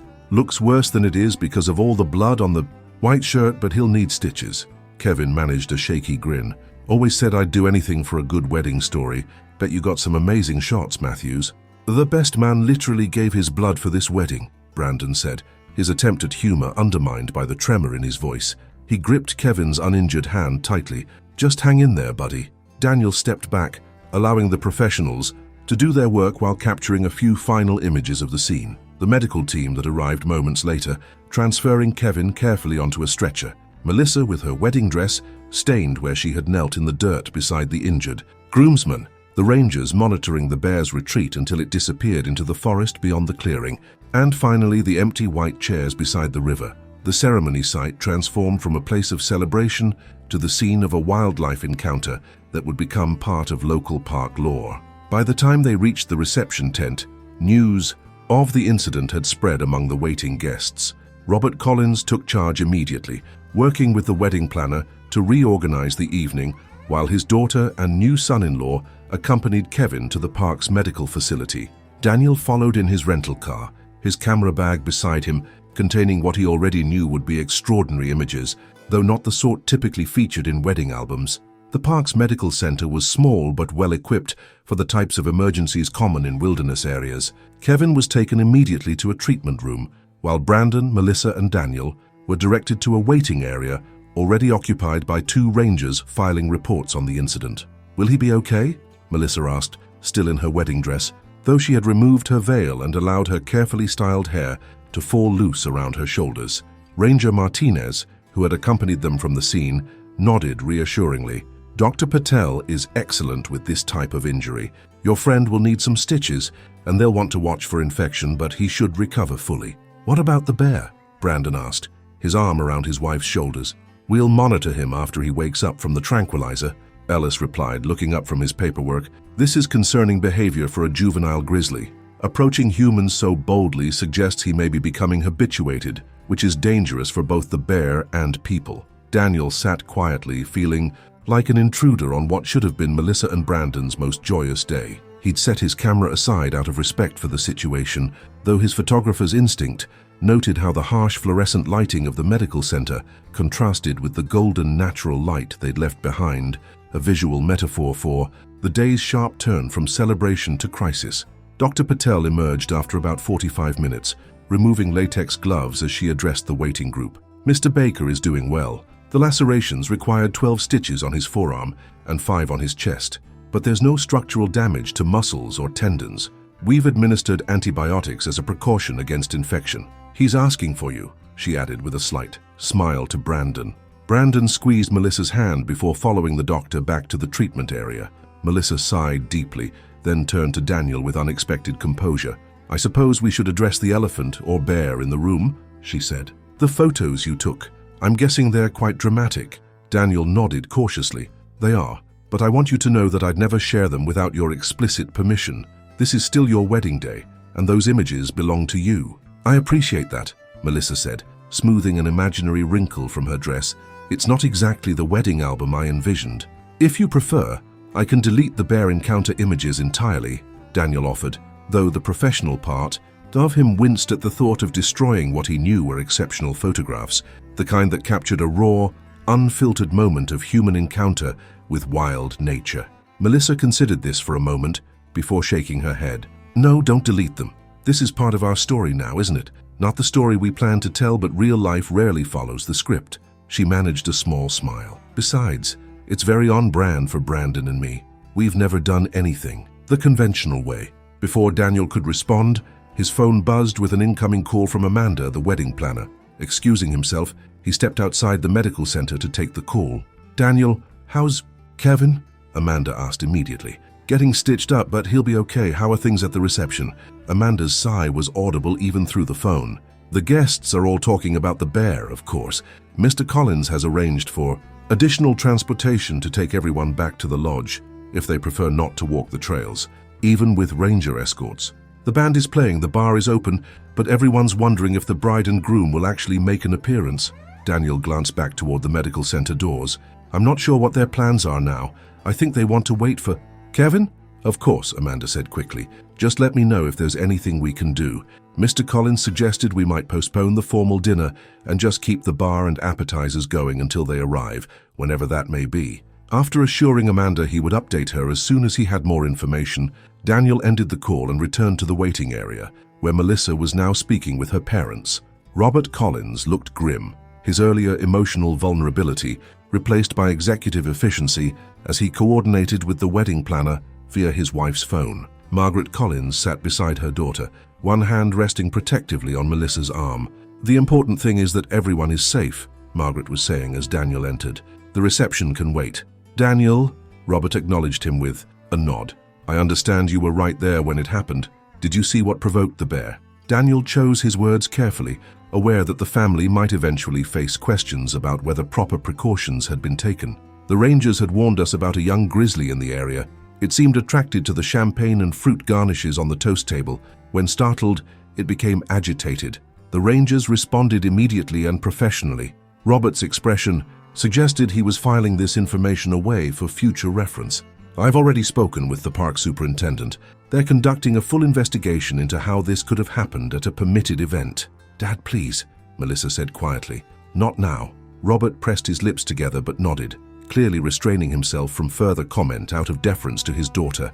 Daniel suspected that behind the scenes, the Collins family influence would ensure a thorough examination of park protocols following this incident. Brandon returned to the waiting area, looking relieved. Kevin's asking for his phone so he can post about his battle wounds on Instagram. I'd say he's feeling better. Oh, thank goodness, Margaret said, standing to embrace her new son-in-law. What does the doctor say? He'll be released in about an hour. They want to observe him a bit longer and complete some paperwork about the wildlife encounter. Brandon turned to his wife. He says we should go ahead to the reception, that he'll join us when he can, but you don't want to leave him, Melissa finished. Neither do I. He's here because of our wedding. We'll wait. Daniel cleared his throat. I'm happy to take some photos of the reception setup and guests while you're here. Whenever you're ready to make your entrance, we can still capture those moments. Robert Collins nodded approvingly. Good idea. The show must go on and your guests have traveled a long way. Your mother and I will head back and keep everyone entertained until you arrive. After the Collins parents departed, Daniel also excused himself to return to the reception tent, promising to return to the medical center to document Kevin's triumphant reappearance when he was released. As he drove back toward the main lodge area, the sun was beginning to set behind the mountains, casting long shadows across the landscape. The incident had delayed the reception by nearly 2 hours, but the June evening meant there would still be ambient light until after 9 o'clock. The reception tent glowed from within, lanterns and string lights creating a warm, inviting atmosphere despite the earlier disruption. As Daniel entered, he was struck by the resilience of the gathered community. Guests clustered in small groups, wine glasses in hand, conversation animated but no longer dominated by shock. The band played a subdued jazz number, and a few couples had ventured onto the dance floor. Amanda spotted him immediately and hurried over. How is everyone? She asked, her professional composure showing cracks of genuine concern. Doing well. Kevin's getting stitched up, and the bride and groom are waiting for him. They should all be here within the hour. Daniel surveyed the tent, already planning his coverage. The parents are on their way back now. Amanda nodded, visibly relieved. We've adjusted the schedule. Cocktail hour extended, dinner to be served when they arrive, and we can push the formal dances and cake, cutting as late as needed. The band has agreed to stay until midnight regardless. Daniel spent the next hour capturing the reception in the absence of its guests of honor. The elegant floral arrangements of wildflowers and white roses matching the bridal bouquet, the five-tiered cake decorated with subtle mountain motifs, guests sharing stories, now able to find humor in the unexpected wildlife encounter. Robert and Margaret Collins arrived and immediately set about reassuring everyone, their social skills smoothing over the disruption as they promised the newlyweds would appear soon. When Daniel's phone buzzed with a text from Brandon, "Rolling out now." Kevin released with a prescription for painkillers and bragging rights. He positioned himself to capture the delayed grand entrance. He found himself wondering how to approach this photographically. The traditional, triumphant entrance of the newlyweds would be complicated by the drama they had just experienced, yet there was something powerfully authentic about their reappearance after facing unexpected adversity on their wedding day. The solution presented itself when the wedding party arrived. Kevin, his arm bandaged and held in a sling, insisted on making the announcement himself. Standing at the entrance to the tent, his tuxedo jacket draped cape-like over his shoulders to accommodate the bandages, he called for attention. "Ladies and gentlemen, you've waited patiently while I had a slight disagreement with the local wildlife." This earned appreciative laughter from the guests. But nothing, not even a grizzly bear, could stop this day from happening. Please welcome, for their first official appearance as husband and wife, Mr. and Mrs. Brandon and Melissa Miller. The soirée couple entered to enthusiastic applause, Brandon supporting Kevin with one arm while keeping his other around Melissa's waist. Daniel captured the moment in a series of shots that told a story far different from the traditional wedding narrative. The slight dishevelment of Melissa's once perfect hair, the trace of dirt still visible on the hem of her dress, the protective way Brandon kept both his friend and his new wife close, and the genuine smiles that reflected relief and perspective rather than merely ceremonial joy. The reception that followed took on a quality of celebration, heightened by the shared experience of near tragedy. Kevin became the center of attention, his injured hero status earning him more phone numbers than the best man at any wedding Daniel had previously photographed. The first dance, when it finally occurred, had an emotional resonance beyond the usual romantic moment, with Brandon and Melissa holding each other with the awareness of couple who had already weathered their first crisis together. As the night progressed, Daniel continued documenting the celebration, now infused with a storyline he could never have anticipated. When he finally packed his equipment around midnight, the party still in full swing, he found himself reflecting on the narrative arc of the images he'd captured, from the serene preparation scenes of the morning to the shocking wilderness encounter to this resilient celebration. It was, without doubt, the most compelling wedding story he'd ever documented, though not one he could feature prominently in his portfolio without careful consideration. Back in his room at the lodge, Daniel transferred the day's images to his laptop, professional curiosity overcoming his exhaustion.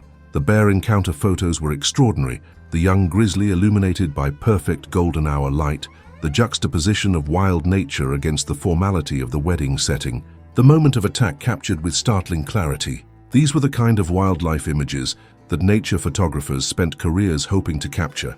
Yet Daniel felt no triumph as he reviewed them, only a complicated mix of professional appreciation and human empathy for the disruption of what should have been a perfect day. Sleep came fitfully, his dreams filled with rushing rivers and pursuing predators. Daniel woke early the next morning, his body stiff from the previous day's tension. A text message from Melissa awaited him. "Breakfast at 9, just us, want to discuss photos." Daniel met the newlyweds in a private dining room at the lodge. Melissa and Brandon appeared surprisingly refreshed, considering the previous day's events and what had likely been a short night. Brandon's arm was draped casually over the back of his wife's chair, his wedding ring catching the morning light filtering through the windows. "How's Kevin?" Daniel asked after they had exchanged greetings. "Milking his 5 minutes of fame," Brandon replied with affectionate exasperation. "He's already changed his dating profile to include bear attack survivor." Melissa laughed, then grew more serious. "We wanted to talk to you about the photos, Daniel. Yesterday wasn't exactly the wedding we planned, but in some ways it was perfectly us. Adventure, unexpected challenges, friends coming through for each other." "I was reviewing the images last night," Daniel said cautiously. "The ceremony and reception photos are beautiful, and despite everything, I think you'll be pleased with them." As for the bear encounter, those images are quite dramatic. I meant what I said about not sharing them without your permission. Brandon leaned forward. Actually, we've been talking about that. Those photos, they're incredible, aren't they? Not just wedding photos anymore, but something more significant. Daniel nodded slowly. They're powerful images, the kind that capture an authentic moment of human encounter with wilderness. We'd like to see them, Melissa said. All of them, including the attack. Daniel opened his laptop and navigated to the folder containing the previous day's work. He'd already created a sequence of the bear encounter, beginning with the animal's first appearance at the edge of the clearing and progressing through to its retreat into the forest. As he turned the screen toward the couple, he watched their expressions change from curiosity to awe to wincing empathy as they viewed the moment Kevin was struck. "My God," Brandon murmured, "you captured everything. These are..." Melissa seemed at a loss for words. "They're beautiful in a terrifying way. The light, the composition, even in a crisis. You were doing your job." Daniel shrugged uncomfortably. "Professional instinct, I guess. I just kept shooting." They reviewed the images in silence for several minutes before Brandon spoke again. "The Park Service has been in touch this morning. They've contained the bear and are evaluating whether it can be relocated or if it's become too habituated to humans. They're also investigating why it approached the wedding," Melissa added. "Apparently one of the servers may have left food scraps in an unsecured container near the ceremony site." Daniel nodded, remembering the bear's initial interest in the champagne table. "What are your thoughts about these images? I know they're not traditional wedding photos." Brandon and Melissa exchanged a look that suggested they'd already discussed this question. "We want them included," Brandon said firmly. "All of them, even the attack. This is part of our story now." "But," Melissa added, "we're also aware that these images have value beyond our wedding album. They document an important wildlife encounter in a national park. The rangers have already asked if they can have copies for their educational programs, and media outlets might be interested." Brandon continued.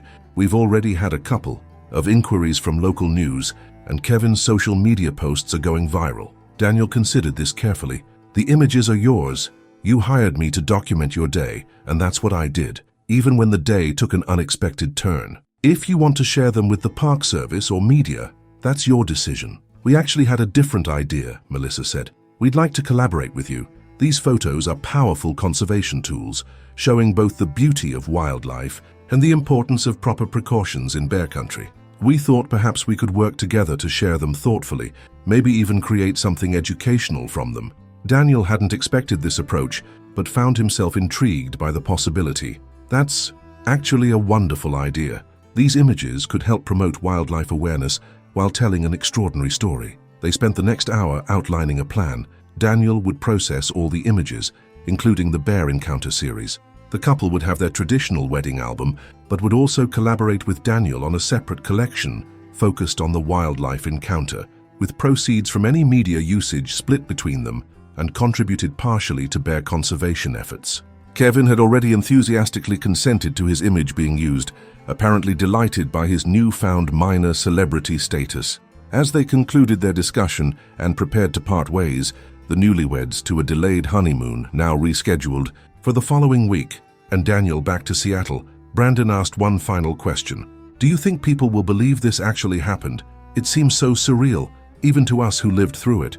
Daniel thought about the images stored on his laptop and the powerful story they told. "The photos tell a pretty convincing story, but you're right, there's something almost mythic about it. The wild intruding on civilization's most choreographed ritual, nature asserting itself in the middle of human celebration. Our very own modern fairy tale," Melissa mused. "Not the Disney version, but the original Grimm's, beautiful but with sharp edges of reality." Daniel packed his equipment and checked out of the lodge by noon, his mind already processing the events of the past 24 hours into the professional narrative he would construct around these images. The drive back to Seattle would take the better part of a day, giving him ample time to consider how to approach the editing and presentation of what had become the most unique wedding shoot of his career. As he loaded his bags into his rental car, Ranger Martinez approached from the lodge entrance. "Mr. Matthews, do you have a moment?" Daniel nodded, closing the trunk. "Of course. How can I help you? I understand from the Millers that you captured the entire encounter on camera." Her expression was professional but tinged with curiosity. The Park Service would be very interested in reviewing those images for our incident report and possibly for educational purposes. They mentioned you might be in touch, Daniel confirmed. We're working out an arrangement for sharing the images appropriately. I'd be happy to provide copies once I've processed them properly. Martinez handed him a business card. I'd appreciate that. We've successfully tranquilized and relocated the bear to a more remote area of the park. He's young enough that we're hopeful he can unlearn some of the human association, but these encounters are always concerning. Was it determined what attracted him to the wedding? Daniel asked, recalling Melissa's mention of improperly stored food waste. The ranger's expression tightened slightly. We're still investigating, but yes, it appears that some food items were not properly secured. We try to educate all visitors about bear safety, but occasionally procedures aren't followed correctly. It's a continuous process. After promising to be in touch about the photographs, Daniel began the long drive home, the spectacular scenery of the Tetons gradually giving way to the more familiar landscapes of Idaho and eastern Washington. He stopped overnight in Spokane, taking the opportunity to back up all his image files to multiple drives. These photos were too valuable, both professionally and now, potentially for conservation education, to risk losing. By the time Daniel reached Seattle the following afternoon, news of the Grand Teton wedding bear encounter had begun circulating on social media and local news outlets. Kevin had indeed embraced his moment of fame, giving a phone interview to a Wyoming radio station from his hotel room before flying home. The story had all the elements that made for viral content: a picturesque wedding, a wild animal, danger, without fatal consequences, and the perfect ironic twist to an otherwise formal occasion. Over the following weeks, Daniel worked closely with Melissa and Brandon to curate both their traditional wedding album and the separate collection of bear encounter images. The couple returned from their rescheduled honeymoon, a decidedly bear-free beach resort in Hawaii, to find themselves minor celebrities within their social circles in Portland. Kevin's 15 minutes of fame extended when a regional morning show invited him to share his story, complete with dramatic gestures demonstrating how he had faced down the grizzly, an account that grew more heroic with each retelling, despite photographic evidence to the contrary. The bear encounter photo collection, when finally completed, exceeded even Daniel's professional expectations. The images told a compelling story of wilderness and civilization intersecting. The young grizzly illuminated by perfect golden hour light against the backdrop of wedding finery, the moment of startled recognition as humans and bear acknowledged each other's presence, the chaotic seconds of the attack, and finally the tranquilized animal's retreat into the forest from which it had emerged. Paired with educational text about bear behavior and proper wilderness precautions, the collection found its way to the Grand Teton National Park Visitor Center as part of a new wildlife awareness exhibit. For Daniel, the professional impact was significant but complex. The images brought attention to his work, with several wilderness and photography magazines featuring the Bear Encounter series. Yet he remained conscious of the fine line between documenting a powerful moment and sensationalizing a wildlife incident that had caused real injury and disruption. He declined offers that seemed to lean too heavily on shock value, preferring the educational and conservation-focused opportunities that aligned with the approach he and the Millers had agreed upon. 6 months after the wedding, Daniel received an email from Melissa with a photo attached. She and Brandon posed beside the new exhibit at the Grand Teton Visitor Center, standing next to a large print of Daniel's most striking image, the young grizzly illuminated by golden light with the wedding ceremony site visible in the background. "Return to the scene of the crime," her message read. "Strange to see our wedding day immortalized as a cautionary tale, but we wouldn't change a thing. Kevin is insufferable about his celebrity status in the bear awareness community, by the way. Says his dating life has never been better."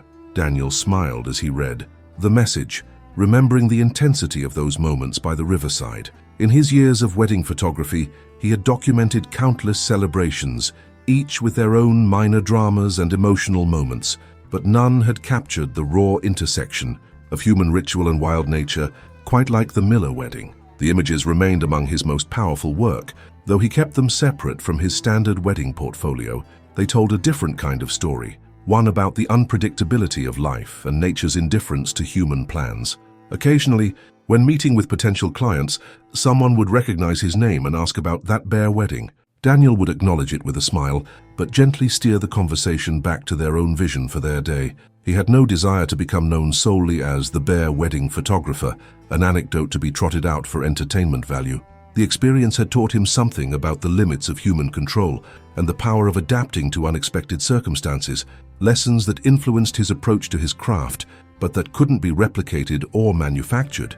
What remained, with him most vividly, was not the dramatic moment of the attack itself, but the image he'd captured afterward, Melissa and Brandon kneeling beside their injured friend, her white dress soiled from the ground, his formal posture abandoned in concern, both of them entirely present in a moment that had shattered the careful choreography of their wedding day. There was an authenticity to that image that Daniel strived for in all his work now. The recognition that the most powerful photographs often came not from perfect execution of plans, but from genuine human response to life's unexpected turns. The years that followed, Daniel would photograph hundreds more weddings, each with their own stories and moments of emotional truth, but none would quite match the singular day when a young grizzly bear in Grand Teton National Park had transformed a carefully planned celebration into a stark reminder of wildness and chance, a reminder captured frame by frame through his lens, preserved as both personal memory and public caution, the bear's departure into the forest, marking not an ending, but a return to the natural order that existed before and would continue long after the human ceremonies and celebrations had concluded.